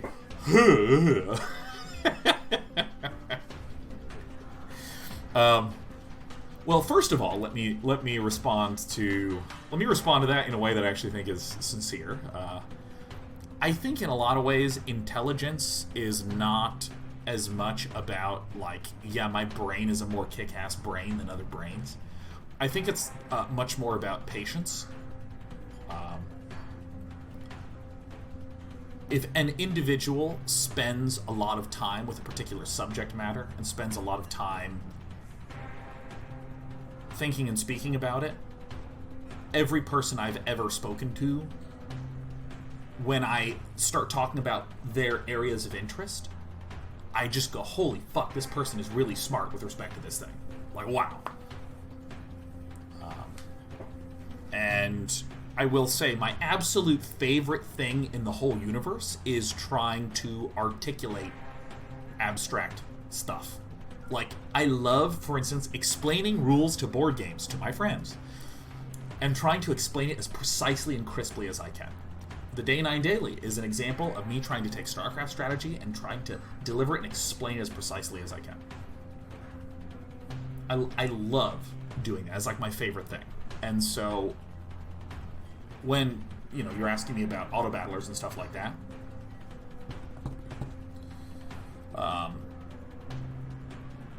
a lot of that is I don't, rehearsed is the wrong phrase, but I've given that spiel several times. And the only way I was able to do it is just patience, just time spent and patience spent. Oh, are we gonna get him this turn?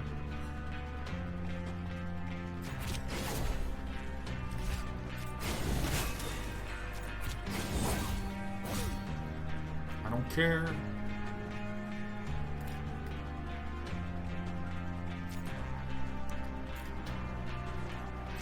I'll be over full anyways, it doesn't matter, I'll just end the turn. Just want to get in a little extra damage, this is fun. I accept surrender.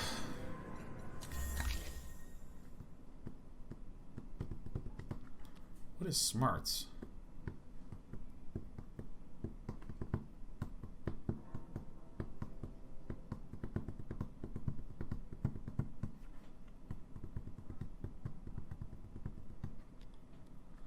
Alright, I'm just gonna do know-it-all.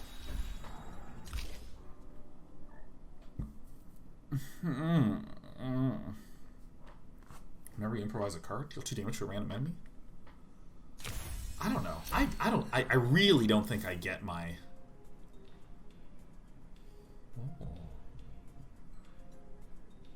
Oh. Oh my god, I high rolled it. All hostility cards deal 50% less damage. Holy shit, man. Fuck yeah. Yeah.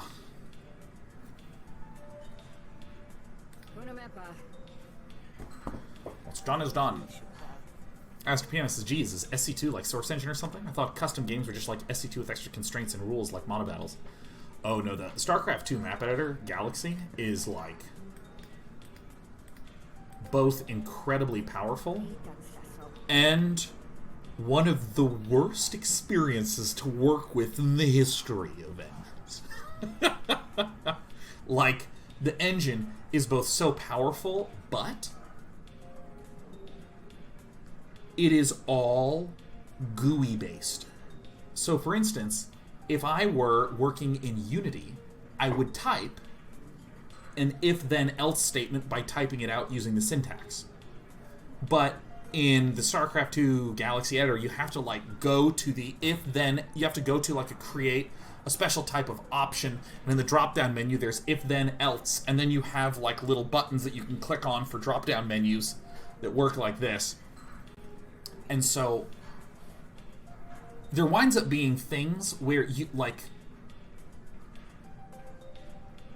let's say that you just want to find, like, the value of a zealot's health. It's really hard to just figure out what the hell the health of a zealot is. Not a health of this particular zealot, but, like, if a zealot's made, like, what's the health of a zealot? I mean, it's, and you just have to know that there is a procedure called a catalog value get, because the catalog is the term in the engine for the list of initial values of stuffs. You just kind of have to know that, and so I mean, it is very jockety to try to get it to do what it is that you want it to do. Dunzo. Alright. I'm tired. I want to go to bed. Rest in the back.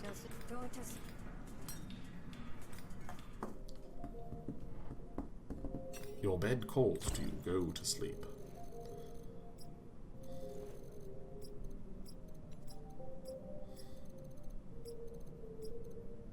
No one hates me. He says, I worked on an SC2 arcade game for a long time. I'm also a programmer. Can confirm the SC2 triggers are hell to work with. Yeah, and it's kind of one of these things that I got interested in the StarCraft 2 map editor because I got interested in multiplayer network programming. And when I was looking at this, I was just like, holy shit. Like, multiplayer networking is, like, so tedious. It is, like, the most tedious shit in the world. And wow, I mean, StarCraft 2 map editor kind of has that built in for free. Like, if I just make a mod in StarCraft 2 that has like 2 players, I can invite you to it, and not only will it just work, but also it'll save a replay. You can watch it in the replay. That's incredible. All right, goodbye.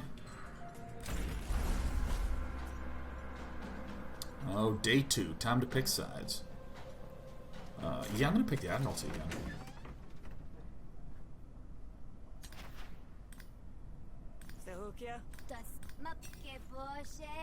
Work for Ulo.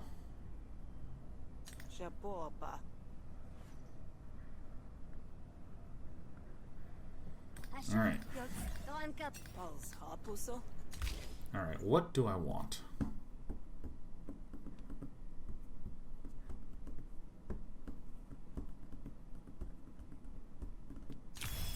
I'll get this one, man. Fuck yeah.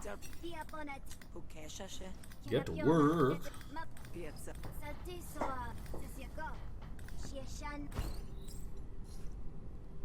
Oh yeah, that's the big thing that Amahunic mentioned. There is essentially no documentation for the Galaxy Editor.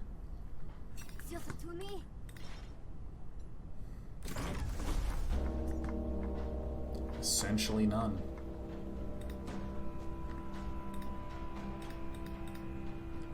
Ah yes, documentation. The thing that everyone knows is absolutely essential, and no one ever really wants to do it.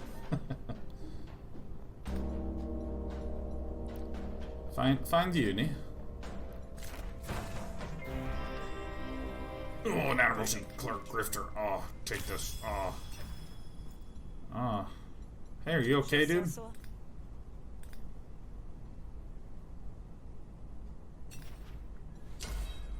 Huh. Alright. Oh, this is an expended plunge card. Oh.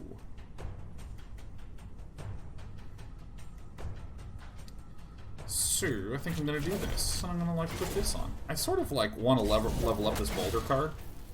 Because upon leveling it up, I can maybe make it super cheap. Alright, so you guys are...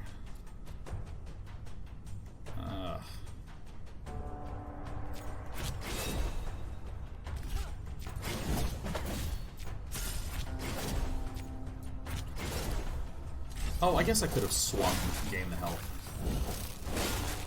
Well, rats.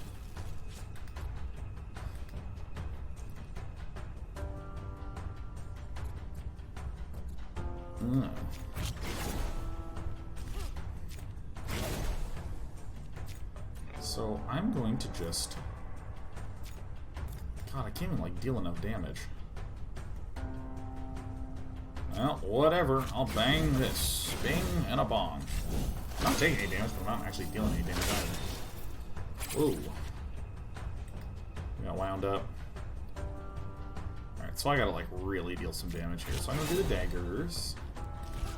Deals bonus damage 5 combo, so we hit this. And because I'm doing more and more and more and more damage, now my coil buddy will let me actually deal some damage. And now we're gonna take a million. Is any of this stuff... Will I ever become uncrippled? Jesus. How do I hurt these guys, man? You know, I don't care that much about fighting.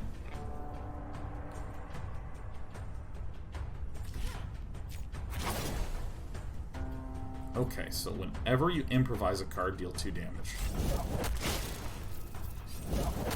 So these guys are dealing progressively more damage to me. I'm getting, like, so wounded. Okay, so now this is where I just need to deal enough damage. 2 to 5. There's 2. 2 to 5. There's 1. Are you kidding me?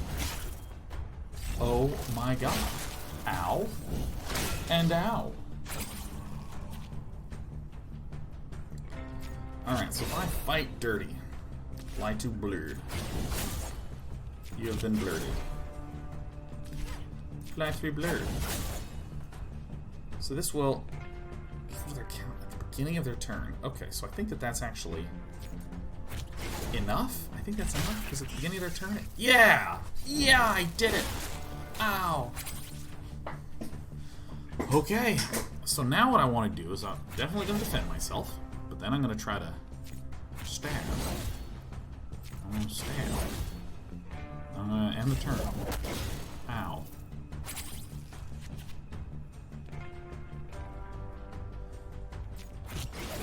This. Gain 2 combo.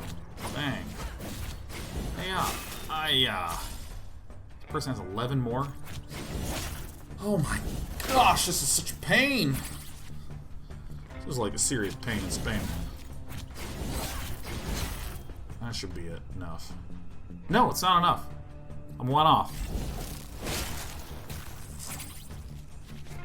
Okay, so like, if I do the daggers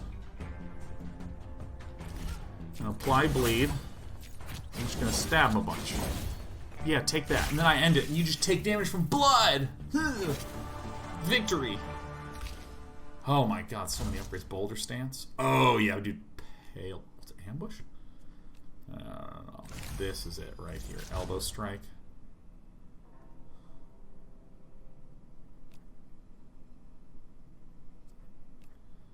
Yeah. Remove all counter at the beginning of your turn, huh? Let me do this. Fight dirty. Upgraded.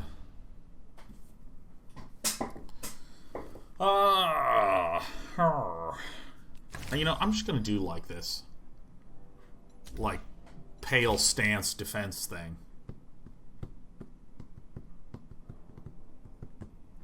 How many combo gain cards do I have?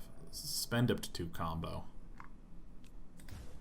This often gets me combo.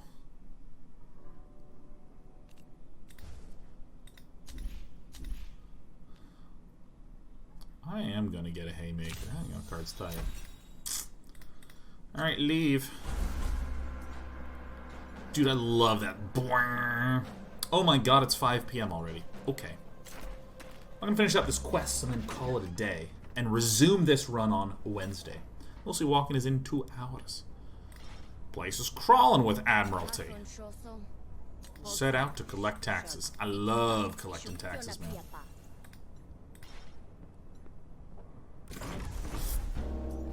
Give me those taxes, baby.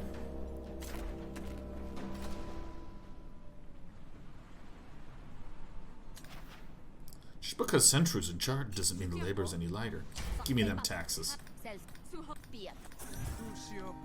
Just listen, okay? Okay, so this is... gain 1 composure at the beginning of each turn. Damage spills over this argument before the core argument. This is when destroyed, receives 30 shield. Oh. Oh. Alright. So build rapport. Calm. Calm. I'm excited to see what happens when solid points level up.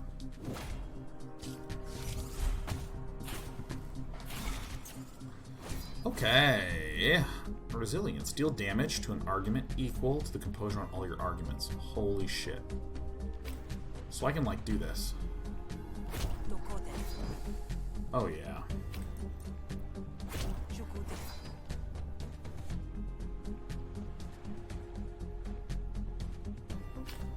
Oh.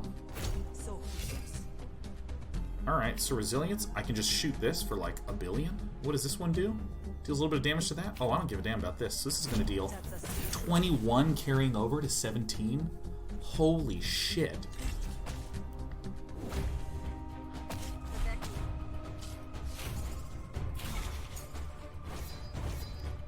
Oh, dude, this is so broken, because I do this for flatter. I mean, Diplomatic Instincts leveled up is just busted good. And then I rapid fire and it nukes this. Oh, yeah. Oh, yeah, it's really coming together. Calm is... ooh. Cheap Calm or multi-calm? You get boosted Calm, I think.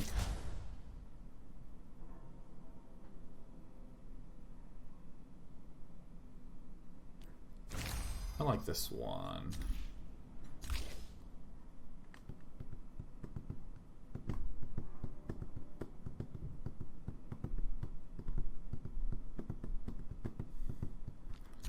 Keep cool. I'm kind of excited to like do something crazy. Wait, because this graft is gain 1 action at the start of your turn. All hostility cards deal 50%. Oh my god, that's like so stupidly good.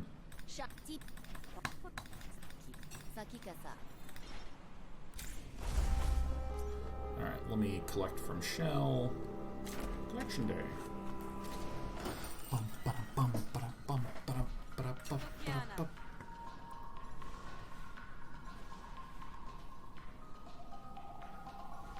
Oh. You know what? It's convincing me to find another target. You don't need to collect taxes from that person.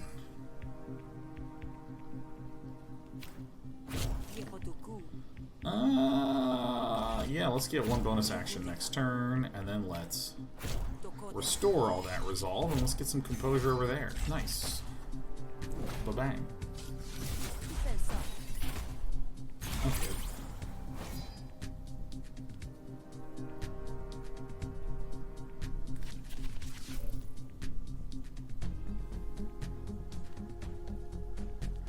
Dismiss a random enemy intent? Sure, I mean, I'll just cast this shit. Why not? Damn. Got something out. Okay, so... holy crap, this is going to be a good turn. Apply 4 composure to everything. Apply 3 to everything. So this, everything's now super defended.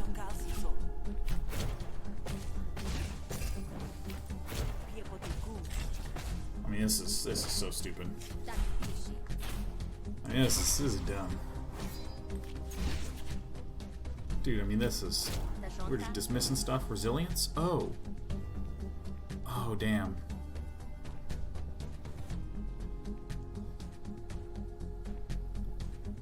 You know what? I'm gonna draw 3 cards. Ooh. Double composure on all arguments. God, I almost have, like, the combo.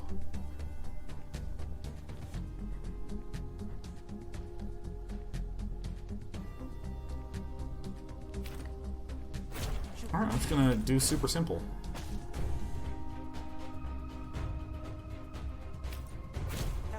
Bang, bang.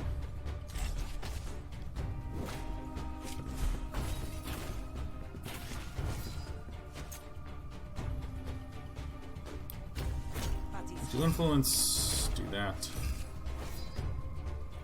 So then I double the composure on everything, and then I deal damage equal to the amount of composure I have on all my arguments. Oh my god. Build rapport is 3 influence and 3 composure. I'm gonna do the boosted rapport, fast talk.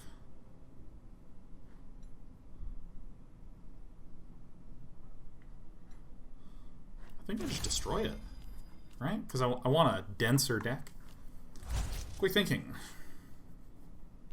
Improvise from upgraded, sure. Alright, nice. And pick a negotiation card. I'll take the shills, huh?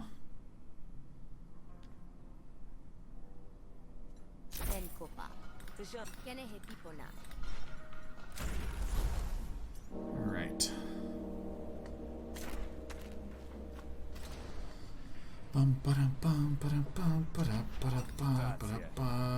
Give me those taxes. Alright. Big Gura, baby.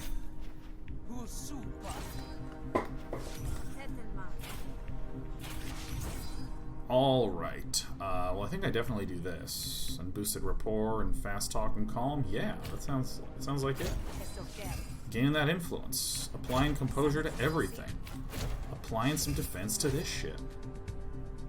Doing some... Let's see, this is... Increases the damage by 1? Oh, let's get this one out. So I do like this, and that goes through, and then the 2 damage from the voice of the people kills that. Gura doesn't even respond. Okay. Ah, farts.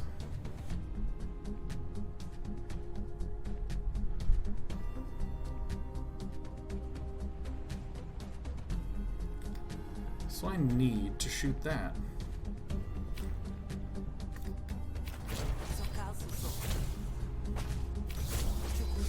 I'm just gonna give this a shot. I'm just gonna give this a shot. I'm gonna give it a try.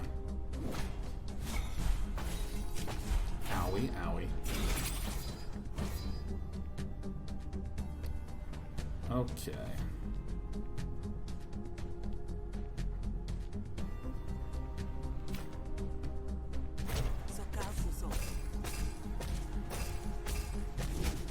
Did it really not hit this one at all? Are we fucking serious?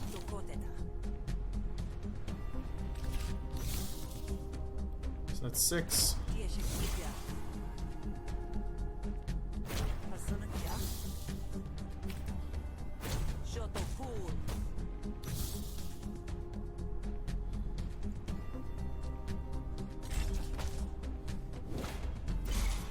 Damn, dealt 10 resolve damage.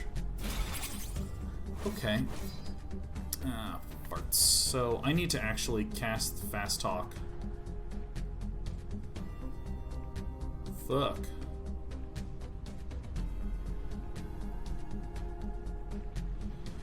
Alright, whatever. I'm just gonna take 10 damage. I don't care. Okay, that is crazy lucky, man. That is, like, actually so hilariously lucky, I don't believe it. Wow, that is lucky, dude. Alright, so we do this. And then we double composure on all arguments. Bang. And then we shoot for like 1 billion. And then I win. Yeah, nice.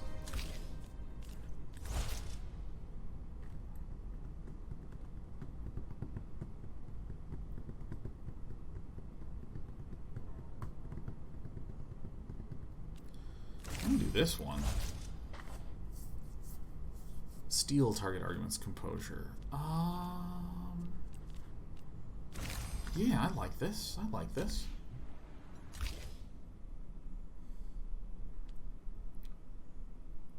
Draw one extra card at the start of your turn. Yeah, I like that. We have so many things that give us extra actions.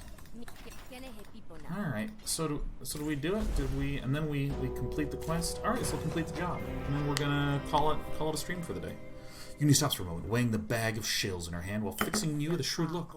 You know, last time I did rounds like this, I got robbed by the spree, huh? Oh, that sucks.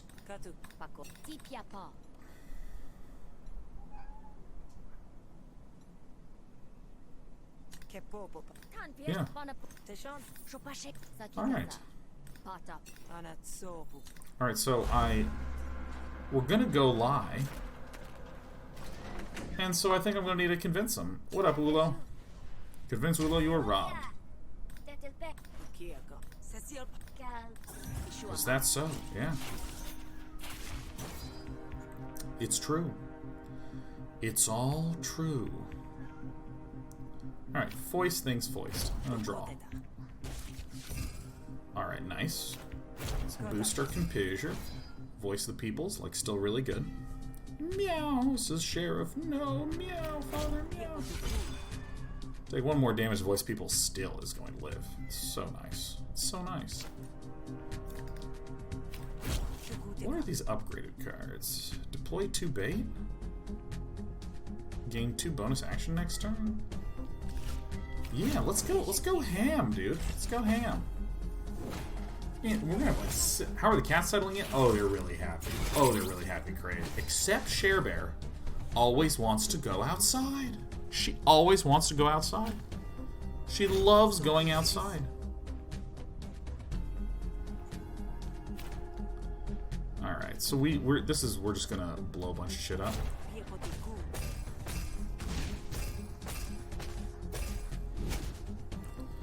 Wowzers. So I do this, and I just like do this. And look at how calm everyone is. This is so calm. Does Share Bear have a kitty harness to be walked in? Nah. She doesn't really do very much. She's really sweet kid. Oh yeah, look at this. Apply 2 to everything. Ooh. Double all composure. Deal damage equal to the composure. 18, bang. It doesn't matter because we're gonna win. Oh yeah, solid point. What is this gonna do? 3 damage. Okay. So we just like automatically are dealing 3 damage. A lot. Oh dude, this is exactly what we want. You love me. Once a day, you can ask a nearby member. Oh, cool. Meow. Oh.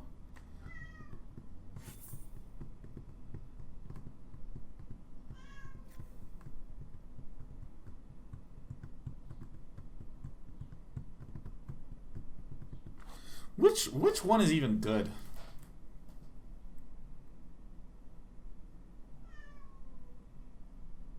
I'm just gonna do bottom edge, man. It's like I can like wrap my head around it. All right. Well, let me hit the escapees. Turn to main menu. Yeah. Meow. Well, guys, that's going to be it for our stream of Griftlands today. Once again, this is a stream sponsored by the fine folks over at Clay, who developed this game, as well as a bunch of other ones that we've played on here, such as Oxygen Not Included. Oh my god, have I actually not streamed other Clay games? Well, they make Don't Starve and Mark of the Ninja, which are great games. I own both of those. I feel like there's one that I'm missing from their lineup, but whatever. They help sponsor this. Because this game is now out on Steam, available, discounted today on the early access. So it's on Steam. I'm playing it on the Epic Games Store. If you go to the chat, it's bit.ly/GLDay9. That's Griftlands Day9, GLDay9. You can get it there. I'll be streaming this once again on Wednesday. Same general gist, 1 to 5, and we're going to work on the assumption that Twitch is not going to fall apart. But in about 2 hours' time, I'll be back live for Mostly Walking. Woohoo! Thanks for hanging out, guys. I'll see you in a little bit. Yeah.